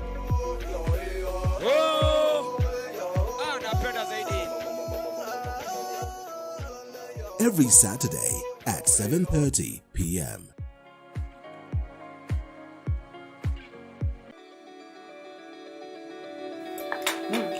Support our community. When she came back, we mobilized our students who were the women who were in the training. Entrepreneurs around the country are creatively grinding. I started with a borrowed phone. A borrowed phone? Yeah, that could last 2 hours with charge. We just have to do quality work for them. To make their mark in an unpredictable market. It was now going on a sales venture, looking for stockists door to door. On the grind, we bring you their stories so you can tell yours. Every Monday at 7:30 p.m. Men are known to be the pillars. We're rising up together. Say your point. You need an alpha male now to come and help you and your girl. Ameongea zero. And women, they are the cornerstone that hold the pillars. Don't be entitled. A man is peaceful, a man knows how to talk to a lady. This November, the Men's Conference brings a cocktail of diverse ladies to weigh in on various matters. Something I'd love more to see is men being able to exist as themselves. Tune in every Wednesday at 10 p.m.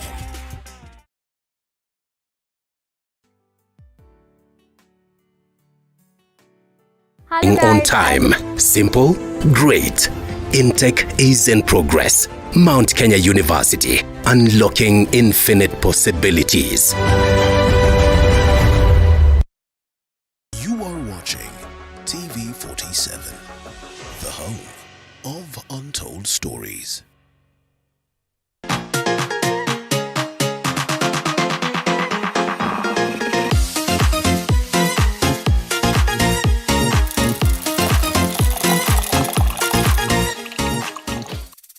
Okay, I think I'll pick your line. I'll pick one of, the line of one of them. I won't say who.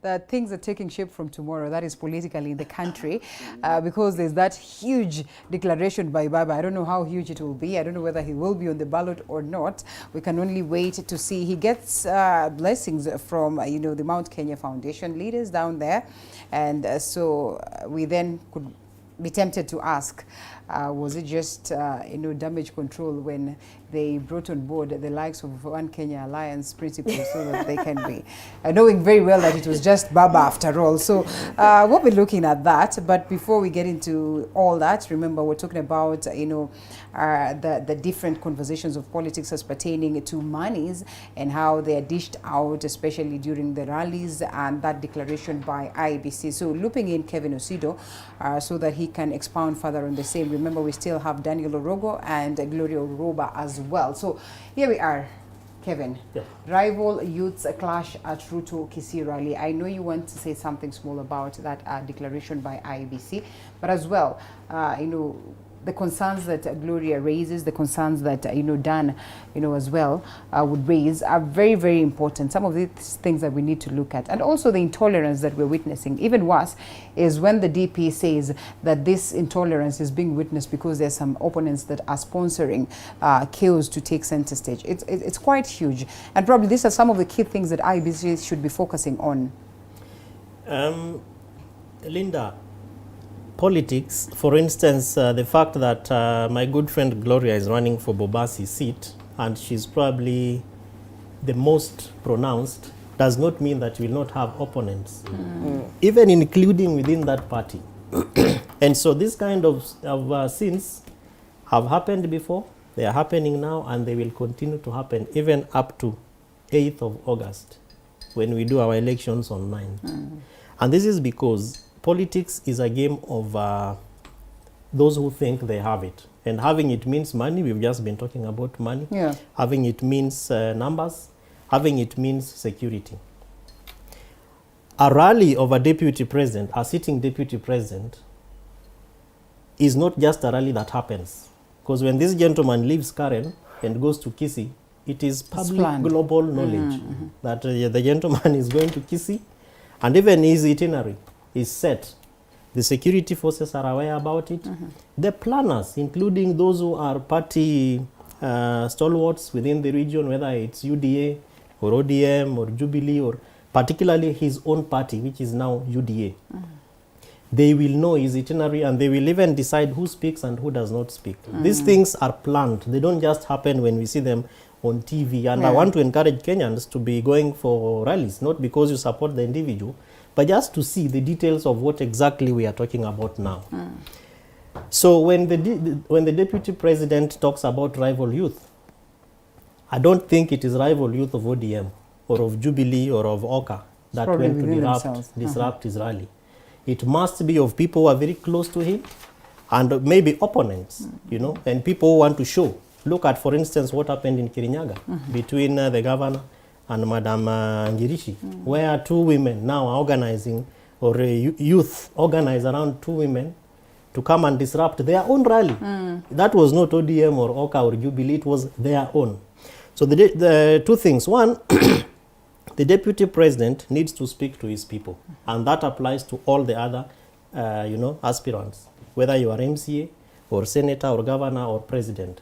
That when we come for your rally or to your area, let us exercise a peaceful campaign or have a peaceful rally, so that any circumstances such as these ones should not be seen to be happening. For other people, it would be more or less like a joy and a glory that now we are having this happening and we are talking about it. To others, it could be that how do we make it continuous, that every time Ruto goes to a place, we have chaos, and it is seen to be disorganized, and it is seen to be... That is a ball that will only stop at the deputy president's table. Delegations come to Karen, and they request him to set up a date. And he says, on December 8th, I will come to your place.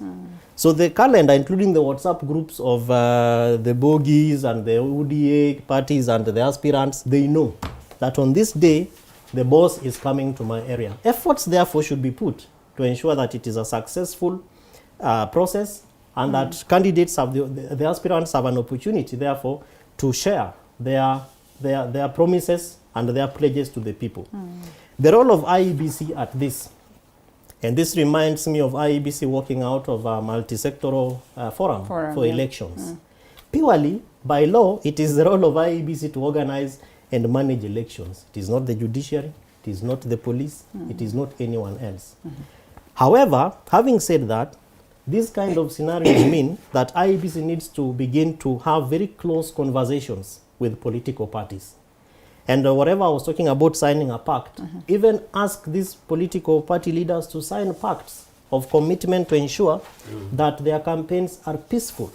And IEBC therefore needs to move further, that even as they are doing their bits on the election campaign issues, they should also begin to threaten, if not to scare, candidates who are going to sponsor youth to disrupt other people's rallies. Because putting up a big rally like this one is not a small thing. Getting people out there on a Wednesday when people should be doing their work, putting monies into their pockets, is not a small thing, whether they are being paid or they're just idle youth who are going for these rallies, and that applies to all the other rallies.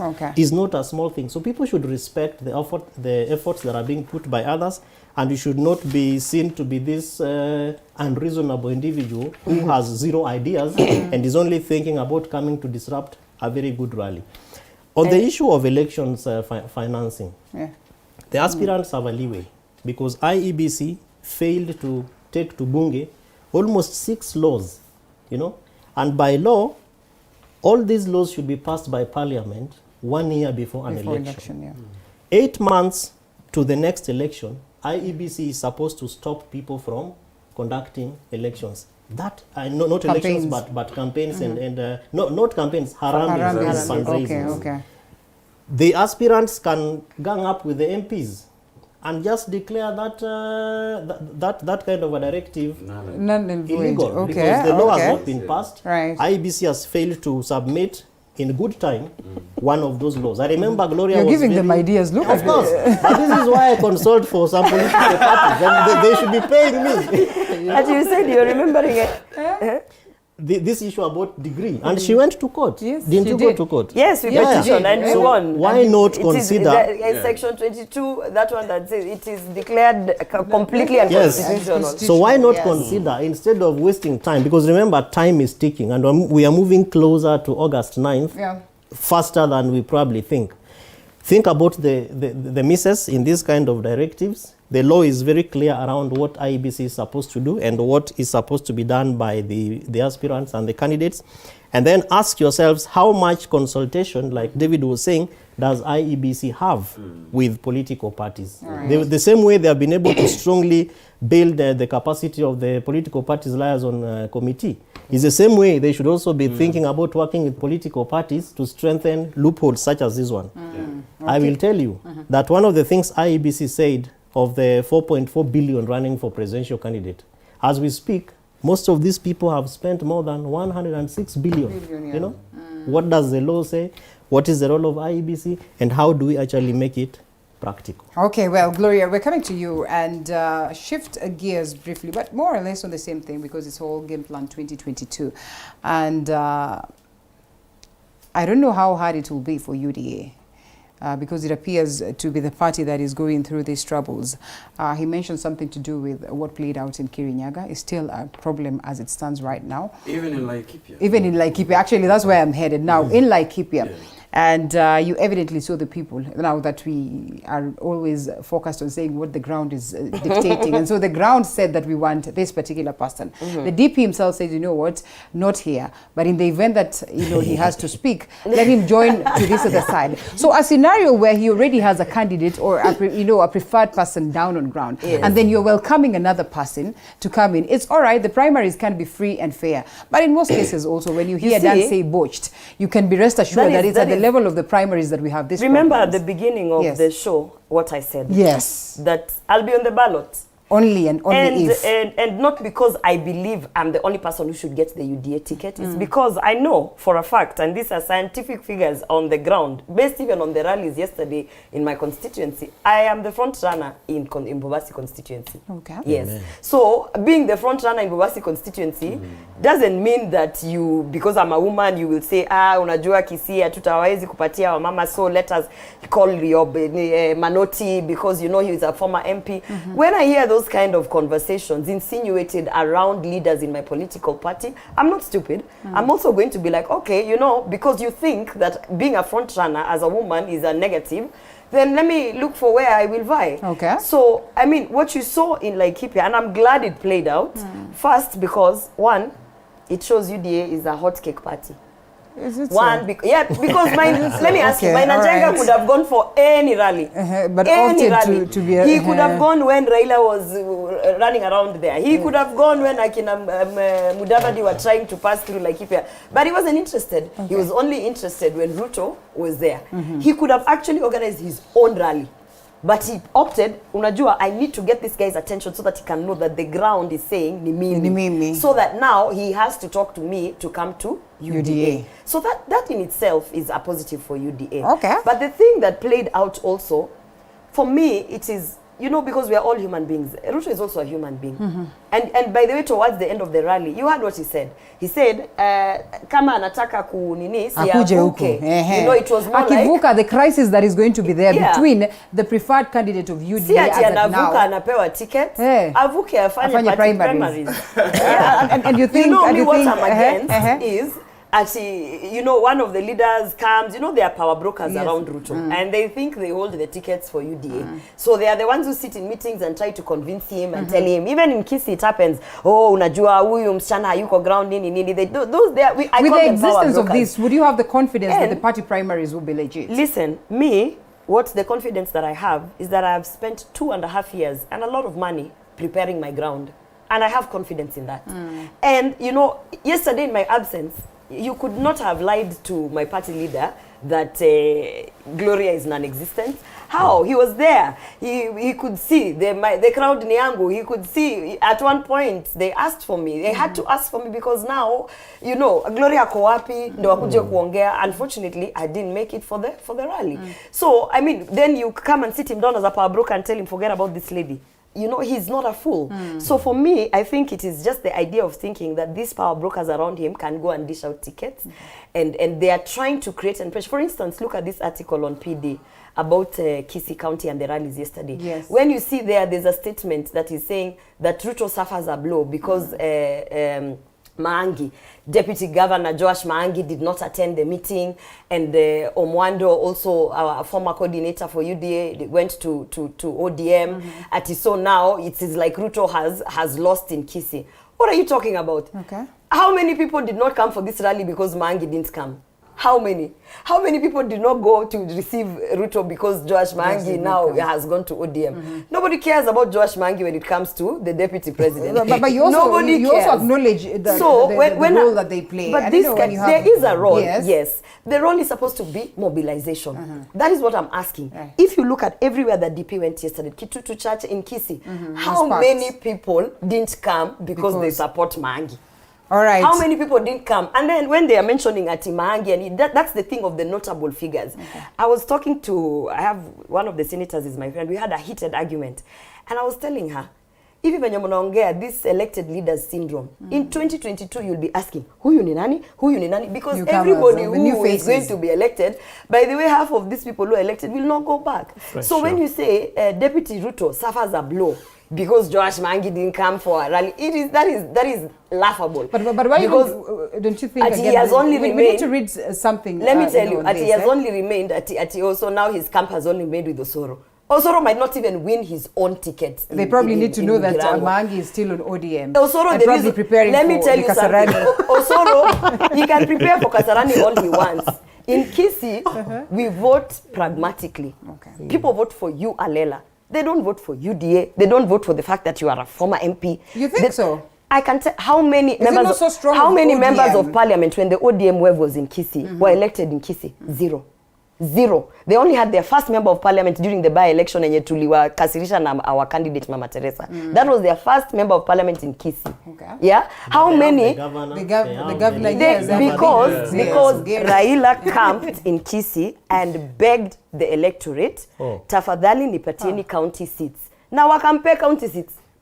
But when you come down to so anyway, to conclude, I wanted to say this. Allow me to say this.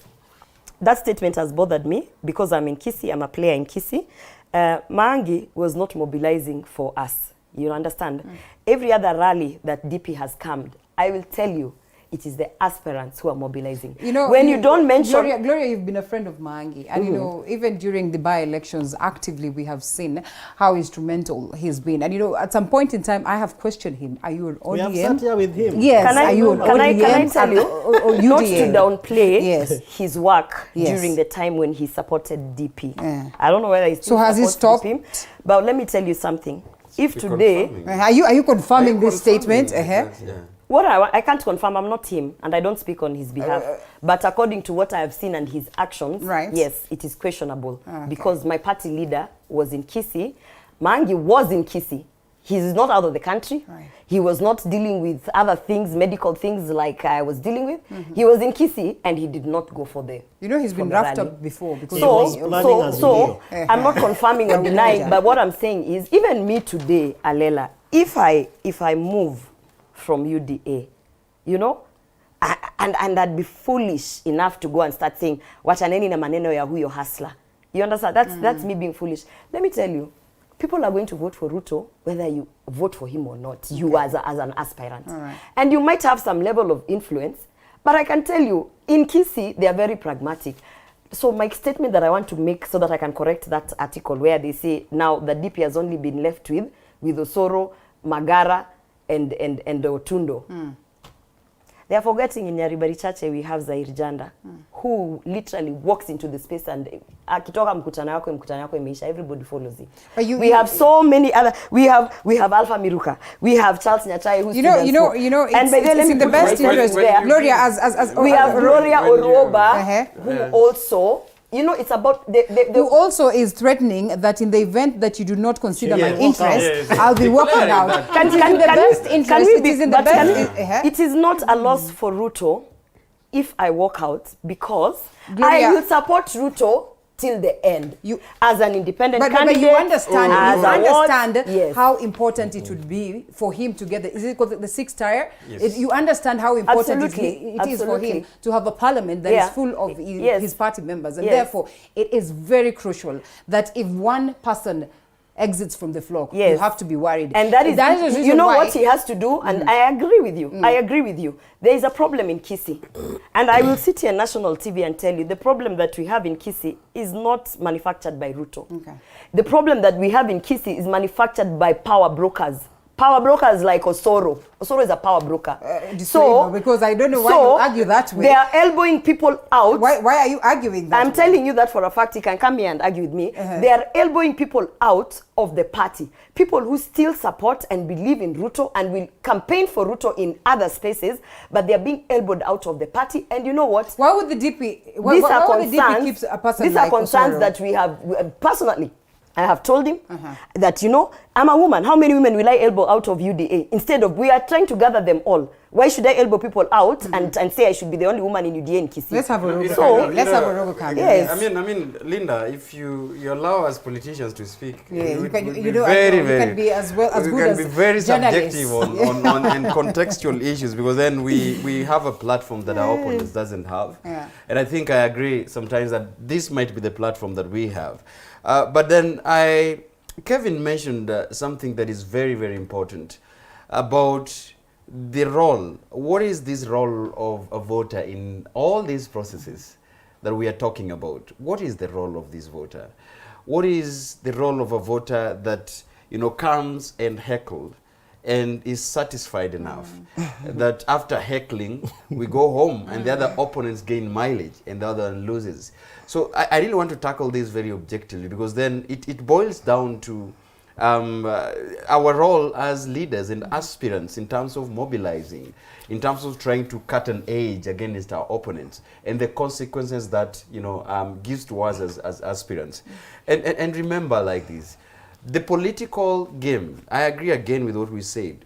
IBC is, all eyes is on this commission, to put measures to safeguard any aspect, be it from the presidential to the MCA. Yeah. Because right now, and you mentioned it here, have we gone full-blown into election period? I think that should be told to us by IBC. Right. If all now elections have been declared, because our presidential candidates cannot be campaigning. But for us, as people who are running here, we are told that even if you produce your poster, IBC is watching you and you can be disqualified. If you go and fundraise after what they are saying, the cut line, you suffer the blow that one can petition your elections. So I think it's important for IBC, again, like Kevin talked about, that for us as other political players, that they are calling others, because for them, all presidential candidates are like their main areas that they converse about. But let us know if elections has begun, so that we go full-blown and campaign like other presidential aspirants are campaigning. I think this is one thing that we should note from IEBC. The other issue they talked about is, and this is affecting us. I think this commission is not fair to us. I mean, you are told that if you fail party primaries, you cannot join or you cannot run. You cannot run in either party, and even independence might be a problem. I think you are having Madam Andy Ritu here, and this is one thing that has come from that office. I think is very, very unfair. This is what I'm saying, that for presidential aspirants, they are conversing. Their interest is on that, and I can tell you for a fact, all these presidential aspirants, if there is one thing that are going to unite them, is the fact that they would agree that for members and senators and MPs in their political parties must not go to other political parties when they fail in party primaries. Okay. That is one thing they will agree about. Yes. But it's a problem to us. It's a problem, yeah. Yeah, because like Gloria is saying, like the rest and even me, and I mentioned this before, once you're going to be rigged out of party primaries, not because you're qualified, you cannot run in other primaries. So it spells doom for your whole political aspirations. Bias and independence. And you have to wait. From the word the only safe bet. So you see, that is, and you might never even know that sometimes you can say that you're a front runner in your area, never to know what will happen in primaries. Then you cannot go. Then you can't go. That's actually the issue. So why should you be a front runner and then the party technically gets you out of the election? I mean, that's what I said. The ideal and the realistic about these political parties, that's what I think I said. It's not that we are talking about from something that happens in mass. It happens here where we are living. And it happens to me, it happens to other people. And that is I'm very cautious about these measures. You're talking about your cut line here, fundraising. Yes. It's not for presidential aspirants. It's for you. Those who are below. You're talking about not running when you fail in primaries. It's not for presidential aspirants. It's for people below. And again, all these measures that IBC is going to put, it's on us.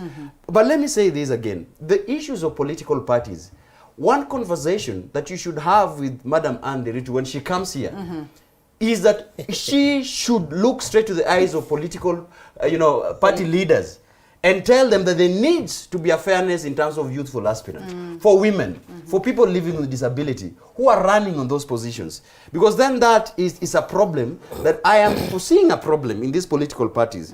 Even as we run with in fact, what they should do is they should make independent candidates who are women wasichajiwe kitu yoyote lower. Yes, these are measures we are proposing. We are not going to Kevin, this is, I think you put your money there. You are running. Kevin is running an academy that is very important for us for political aspirants. Yes. And this is one thing we're even pushing in all these platforms, that it must come out very clearly that women, youth, should be given a waiver in this political party. Yes, right. And outside of the political parties as independent, because now when things start happening like this in political parties, what we are saying is if the political parties come together and insist that you can't jump from one party to the other, then us as aspirants will all run as independents. So that they can have one person in their we will run. The beauty of running as an independent is that I'll still support my preferred presidential candidate. I'll still campaign for my preferred president. And the beauty about it is I can have 3 women reps, one from ODM, one from, then I decide which one I want to campaign for. So at the end of the day, the biggest loser is the political party, because we know the shenanigans that are happening in party primaries. Hold it. I am told we have a grace period. We'll top up to 8, and so we take a quick breather, come back, wind up on this also as we look at what is likely to happen tomorrow. Now that we somehow agree that it will shift, the political terrain somehow again, I would say, because we're not yet sure whether it will be a huge shift or not after this. And by the way, it's International Corruption Day. Oh, hey, so by the way, that.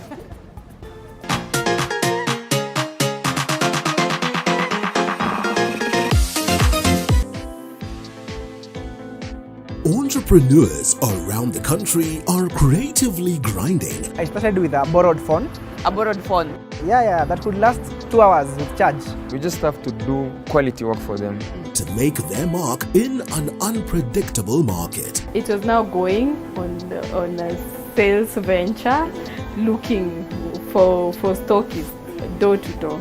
On the grind, we bring you their stories so you can tell yours. Every Monday at 7:30 p.m. Men are known to be the pillars. We're rising up together. Say your point. You need an alpha male now to come and help you and your girl. Anaongea zero. And women, they are the cornerstone that hold the pillars. Don't be entitled. A man is peaceful, a man knows how to talk to a lady. This November, the Men's Conference brings a cocktail of diverse ladies to weigh in on various matters. Something I'd love more to see is men being able to exist as themselves. Tune in every Wednesday at 10 p.m.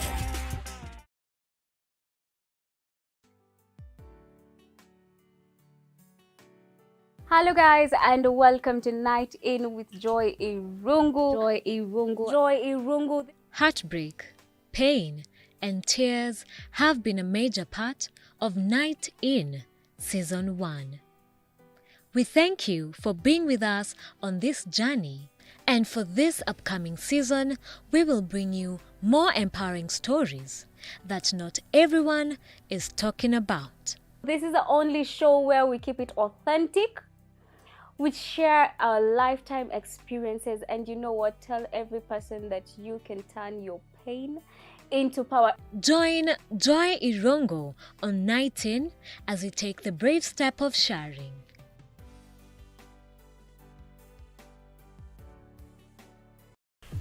The road to 2022 is becoming tougher. Nyuma ya wheelbarrow kuna economic model. And trickier with each passing day.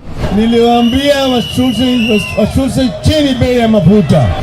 Political aspirants in a dilemma whether to change allegiance or not. How has Raila and the handshake made Jubilee lose focus?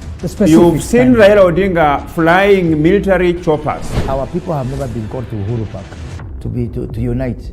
They have always united out of their own volition. Reduce your madness. Kenyans are suffering. Would it be fair to conclude? I don't want your station to be sued. That Jubilee government has never been able to sponsor any successful project. Every Monday at 9:30 p.m., Pundits Night brings you inclusive and candid conversations with the pundits. Further on the conversation that we're having, remember it's Game Plan 2022. So much is happening in the political scene in the country, and therefore we are keen to understand what direction we take. But most importantly, the role of the voter is what we're talking about right here. Just how well endowed, informed is the voter to make decisions that will not, cost them, decisions that they will not end up regretting. Still with me, Gloria Uroba, the lady of the day. We also have Kevin Osido, and we also have Daniel Orogo. And we get to shift gears. You agree that we go to Azimio la Umoja? But could I be allowed to make some comments on briefly, this? Briefly. Running independent and political parties. Yes. It is important that when individuals decide to run for office, they are in it for the full haul. There are pros about being an independent candidate. There are cons, and the same also applies to political parties. By and large, is when you are ultimately elected. The details around how you get elected is really not about the voter. It is your own personal interest, which really boils down around why are you running. Then the choice of the political party. Why are you making that particular choice? And my good friends need to be informed that it is going to be very murky, because the reason why IEBC is also seeking to regulate the campaign financing issues is because you should know that there are people who are just looking at you. 3 months to the election, they'll be given the tickets, not based on the number of ujis they bought for kids, not based on the number of trips they make into Kibra, but based on the amount of monies that they are going to give to the political parties. When you see people, individuals giving their helicopters, their choppers, and their vans, 6 vehicles to Jacom, it's not for small thing. Those are the people who are looking for nominations. Those are the people who are looking for high commission jobs. Those are the people who are looking for technical advisors to the president. Yet you are here, busy running with people every day and seeking to. We must have a very and then they're the ones who are benefiting, but all those things equate to money. So we have to look at how we regularize the investments of individuals, the interest of political parties. And I agree with them, whether you choose to run as independent candidates or through political parties, your party leader and your presidential candidate really matters. Reasons why Uhuru Kenyatta is suffering today is because he has a house called a Senate and a National Assembly that is not helping him, because the people who are there have since, most of them have since moved their loyalties, and it's purely because he's not running for a second term. So they are looking for who is this person who is going to protect my interest. So you fail to pass your budgets, you fail to ensure that your policies are done through the executive, you fail to ensure that the budgets and your programs are fully funded. Then what kind of legacy are you talking about? That is why we were talking about the price of uji and unga. Because whether you run in as an independent or through a political party, the interest is what is my party leader saying. And so my desire is to ask you to continue reminding your party leaders that you have invested, you are in it to the last fall, and that the only option that you have ultimately is independent candidacy, which also happens 3 months to an election. When do you want to cease being a member of UDA, or I don't know which party is running on? Is it ANC? I'm in ANC. ANC. And when do you now want to begin declaring that you are actually an independent? So there are lots of issues that IEBC really needs to help these candidates and the aspirants work on, and they can only do that by ensuring that they have forums to sensitize these individuals. And that's why we are running the academy, because some of these things are details. We have had people saying, Kevin, after I listen to you speak, I don't think I'm ready to run. And that's why I'm also saying, I don't think I am ready to run. Because I run and Jacom goes to Rarieda and says, Otiende Amolo Tosha. Yes. And I've invested there in school fees of people. I have put in a resource center. But that shouldn't be, that statement, Kevin, because if you want to tell me ukitengeneza ground yako, we just need one person to come and cancel it out. It happens. The reality on the ground reality is that as an individual, I will do it because I see the need. Yes. But if I attach it to my politics, then it ceases to make sense. Because that is how... Have you not heard the people of Siaya saying that it's an automatic win for Orengo? Gubernatorial position, and I don't know. We're not supposed to. I mean, have you not had? Maybe I should say I should be thankful that in Kisii we are pragmatic and it's a whole different kind of politics. That's why we are called the swing vote region. That is why Ruto will camp there, Raila will camp there, whoever we will see Gideon Moi coming soon, because there it's not as automatic as mimi na ground yangu saizi bobasi. And then you come as Raila and say Manoti Tosha. And you think that now people will be like, oh, Raila has told us. No. They will vote for you, Raila. And if you go and study the politics of Kisii, they'll vote for you maybe because they like you as the presidential candidate. But anything else? But you come down here, you have people from political parties that are briefcase political parties that have won elections in Kisii against ODM and Jubilee, against actual parties like KANU.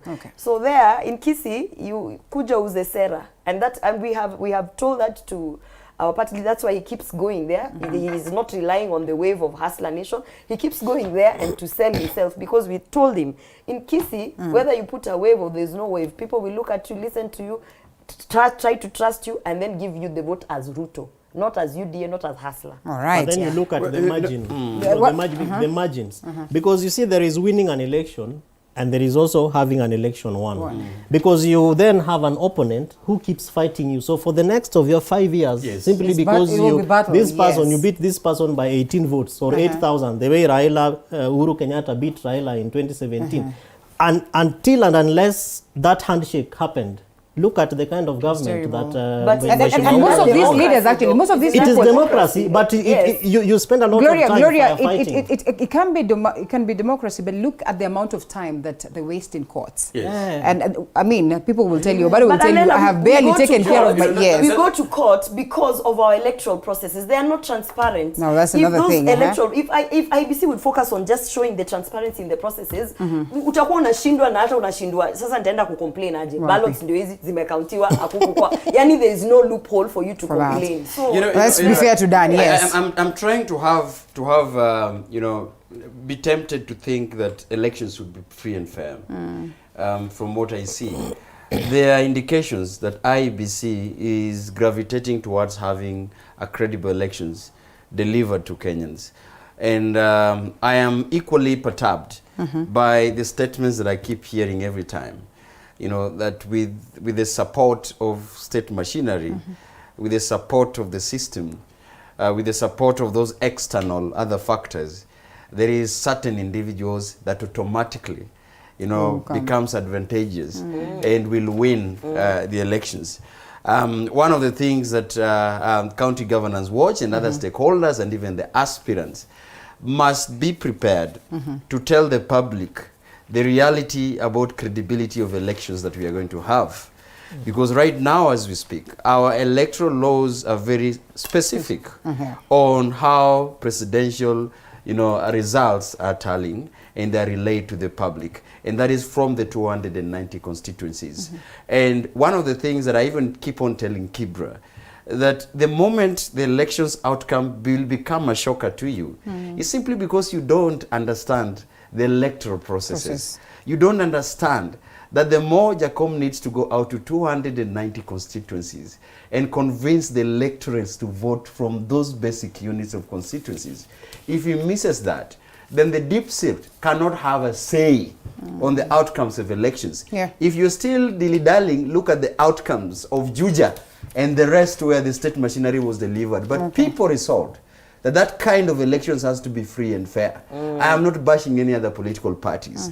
With this, I am banking my hope that the ideal that we are thinking about as aspirants, that voters would listen to what we have, that voters would give us time, like other other aspirants, to sell our agenda, to sit and ask them about our manifesto. Even, of course, Kenyans voters, like I said, the reality about Kenyans voters is that they never take time even to listen, to what you have. But they'll ask you for money first, then they listen to what you have. They ask another aspirant money first, then they listen to what you have. It's not that they listen to what you have first and then they take money. It's vice versa. That is the psychology that we have with the voters currently. This is the terrain is going probably hopeful that is going to shift, because I've had hope and people saying that we need to listen. At least for what we have seen with the COVID-19 situations where people felt abandoned by themselves.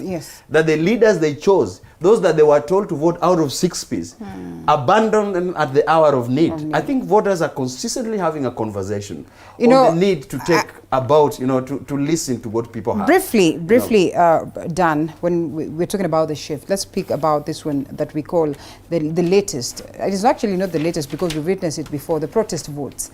And you mentioned Juja, and you did not mention Kiambaa, but somehow there's been that conversation that, there was a protest vote, yes, against, President Uhuru Kenyatta, that we are disappointed with you, and therefore we're going to show you that this is a protest vote to tell you that we are so disappointed in you.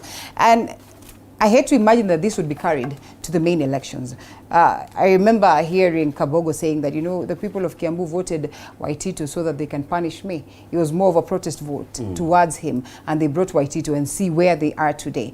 In the event that Kenyans would take that direction, that, we're so disappointed with you so and so we are taking a protest vote, and we get the wrong people on board, what would that mean? The dangers with that, that's what I said, the dangers with that, because Gloria and I could be very subjective. Osido can be very objective because of these. The dangers in that, and that I've seen, that the elections that are the outcome of emotional display, the product that we have probably is not the best. But this is what I'm asking, that even as we have declaring the bid to go for elections, it boils down, I'm always saying it boils down to each and every voter. Because, Linda, I keep on saying this, the filter that we can have to get leaders, proper leaders, it becomes on the voters to decide. It becomes on the terrain. And IBC, because if voters are very subjective, I think it's bequeathed the political players to make sure that that level playing ground is equitable. For even the voters to correct the wrong message that they've ever done before. And why am I saying this? Because in Nairobi, this is what we are suffering from. Because in order to punish other people, we decided to vote for a governor who the result we saw as we speak. And Gloria is always having very discussion about Nairobi issues. This is what happened. Again, you just confirmed even in Kiambu, it was to punish without the voters knowing, and ultimately it will boil down to punishing themselves at the end of the day. And so for me, I'm looking at a discussion where we must have an impartial electoral management body. A body like Kevin has talked about. When it comes February, if you do not have a certificate of good conduct, you've been incriminated in criminal offenses, you are not going to vie. If you have been implicated that you are one person who do not meet leadership integrity, please step aside. If you've been implicated in other electoral malpractices, I think it's important, even if it was for us, the issues that we must have is have leaders who we can speak about, that they have been sieved and they've been given to us by the processes that are transparent and are impartial. Okay. That discussion, then we can begin to have leaders that we want. Well put. We Linda, barely let's have time. conclude it. I'd rather have a protest vote where the people are exercising the power that they have, whether through emotions or whatever, than have a system dictate to me. Well put. You know? And how to make it alive and real is allow the electorate to identify their own candidates. Exactly. Yes. You know, people have been saying, watu wangu wameniambia ni simame.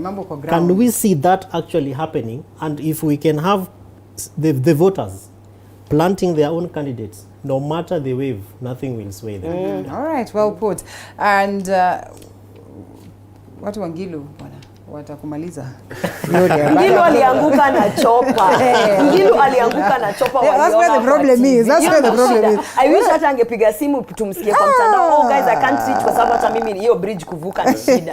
But alianguka kwa chopa. That is a fact. And they are going to vote for her again. Are we going to talk about the national event tomorrow? All right, yes, that's what we're talking about. That's what I'm saying as we close. As we close. I didn't want to talk about this Ngilu issue and the chopper. But if you have been to Kitui, I have zero apologies for the governors landing in a chopper because counties are doing the much they can to even make infrastructure work. And governors, when elected in office, like I said, they have very different priorities. And if you have done work where people talk about negotiated democracy, you probably will feel what Rasanga did to some of us in his first term of 2013, where he said, you didn't vote for me, so I will not work for you. But I'm told Ngilu did well. We saw that what I'm saying. during the revolution. Yes, that's what I'm saying. That counties are doing quite a lot. And in fact, Kitui County was a second runners-up in terms of the exhibition of their. She landed in a chopper. Okay. So the details around the chopper is really infrastructural, and is a matter of getting there fast. And it's a matter of life and death. And she landed in a chopper. So there is no apologies. I don't think the governor needs to apologize. No, she doesn't need to apologize. We have seen candidates landing in choppers where there are no roads. Never landed. Even in ile kitu hata kama singeweza kuwasaidia for one reason or another, budgetary or otherwise. You are landing in a chopper in a situation where people are trying to cross a bridge that doesn't exist and die. I'll send you the link so that you can see the responses of the people. Yeah, come on. Those ones who let us start agree with you. being real. Let us start being real. She landed in a chopper. Hata angepiga simu asema siwezi fika. Kisi mnaona venye hiyo bridge. Let me ask you. Alifika kama ambulance. Was she the first responder? Aya, sawa. Gloria. Come on, guys. We're coming to a close. We only have like about 10 minutes. The reason why I don't want us to focus much on that is because we're waiting for tomorrow. If we focus much on that, what will I speak tomorrow with the guests that I have? But we can anticipate it. Yes, please. We have the latitude to insinuate. Yes, please. What that's why I spared 10 minutes for this. Could transpire. Yeah. For us, I think this is a good step for a presidential candidate who is consistent and who would want to have an all-inclusive. One thing I like about, it's not bad, even if there are political competitors in different political parties, but we always be very objective and appreciate that there are tenets of democracy in this country. That one of the political candidates and presidential candidates is accommodative to other political parties, asking all other political players to come on board so that they would listen, to what he has and join in the functions. I think this is purely for me is a good direction. I do not want to know what will come out tomorrow. Probably he would say that he would support another. You can never know. Yes, you never know what really may come out to play. So all eyes are treaded towards what will happen tomorrow. Invitations are made. International invitations are made. The other international dignitaries coming. One thing we really need to delink that it is not actually a constitutional and calendar in this country. It is not a national event. It is a political event, and however much it is hyped, it is good also to know that everything goes on as normal, and those who are invited to listen, some of us will listen to the agenda, some of us will probably go because other parties are invited to attend, and also to support UDA, I don't know why. I don't know why. One Kenya Alliance is invited without doubt.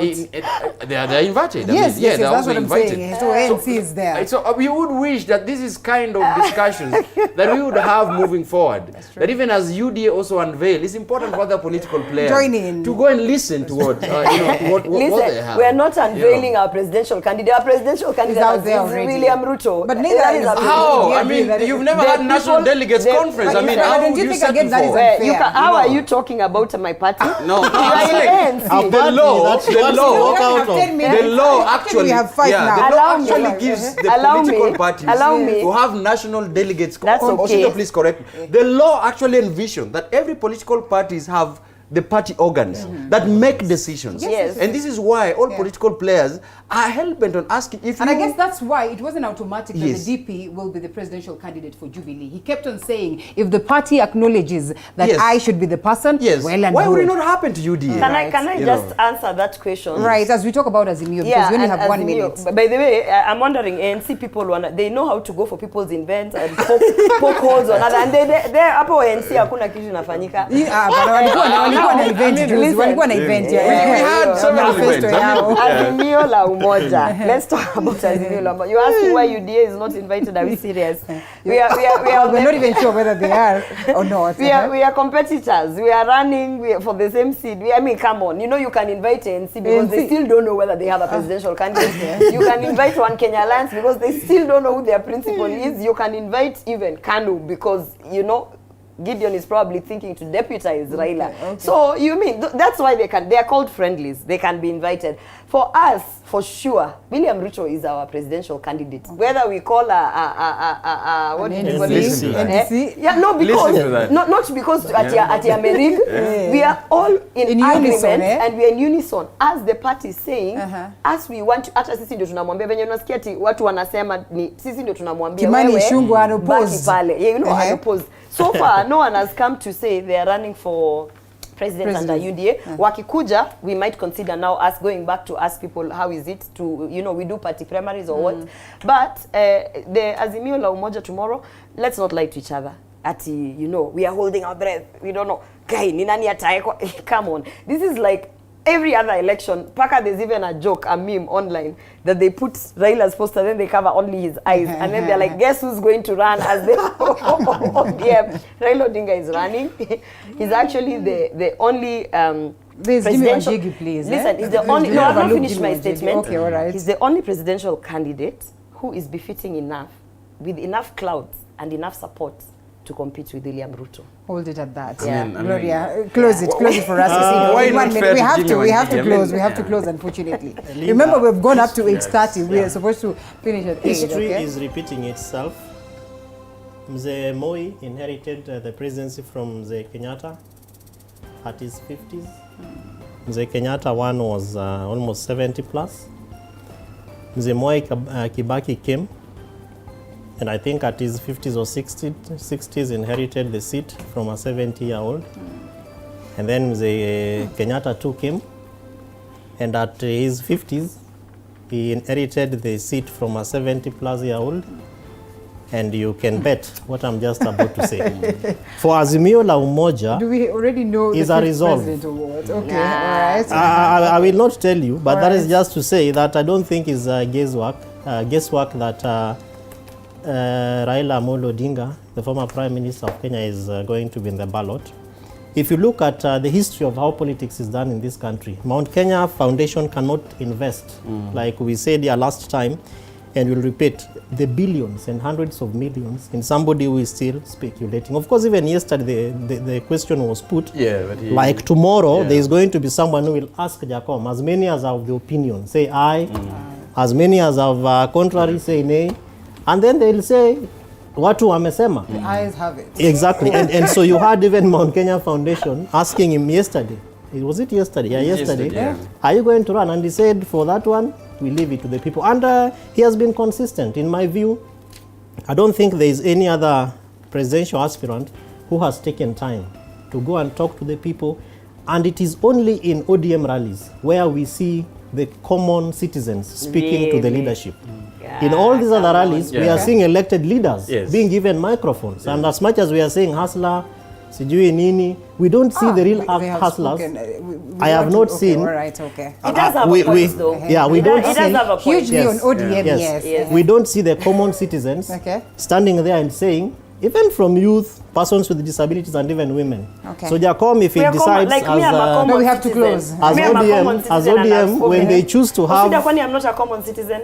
you have told us that you're walking out of UDA. No, I'm a Thank you. Remember, I said common citizen. So one day we'll ask why they're not allowing political parties. I wish Mheshimiwa Jacom all the best. Yeah. And if God in his power and might envisions him as the next president of Kenya, so be it. All right, thank you so much. Last speaker, not that we have a stake in terms of voting, but the ultimate objective is with God. Well put. We can vote, but we have been voting and it has not been happening. So, Kevin Osido, governance expert, Gloria Oroba, youth policy analyst and equally political aspirant, Bobasi constituency in Kisii, Daniel Dorogo, governance expert and equally political aspirant in Kibra, right here. Sindio, Nairobi, Just thank you so much. Right here in Nairobi.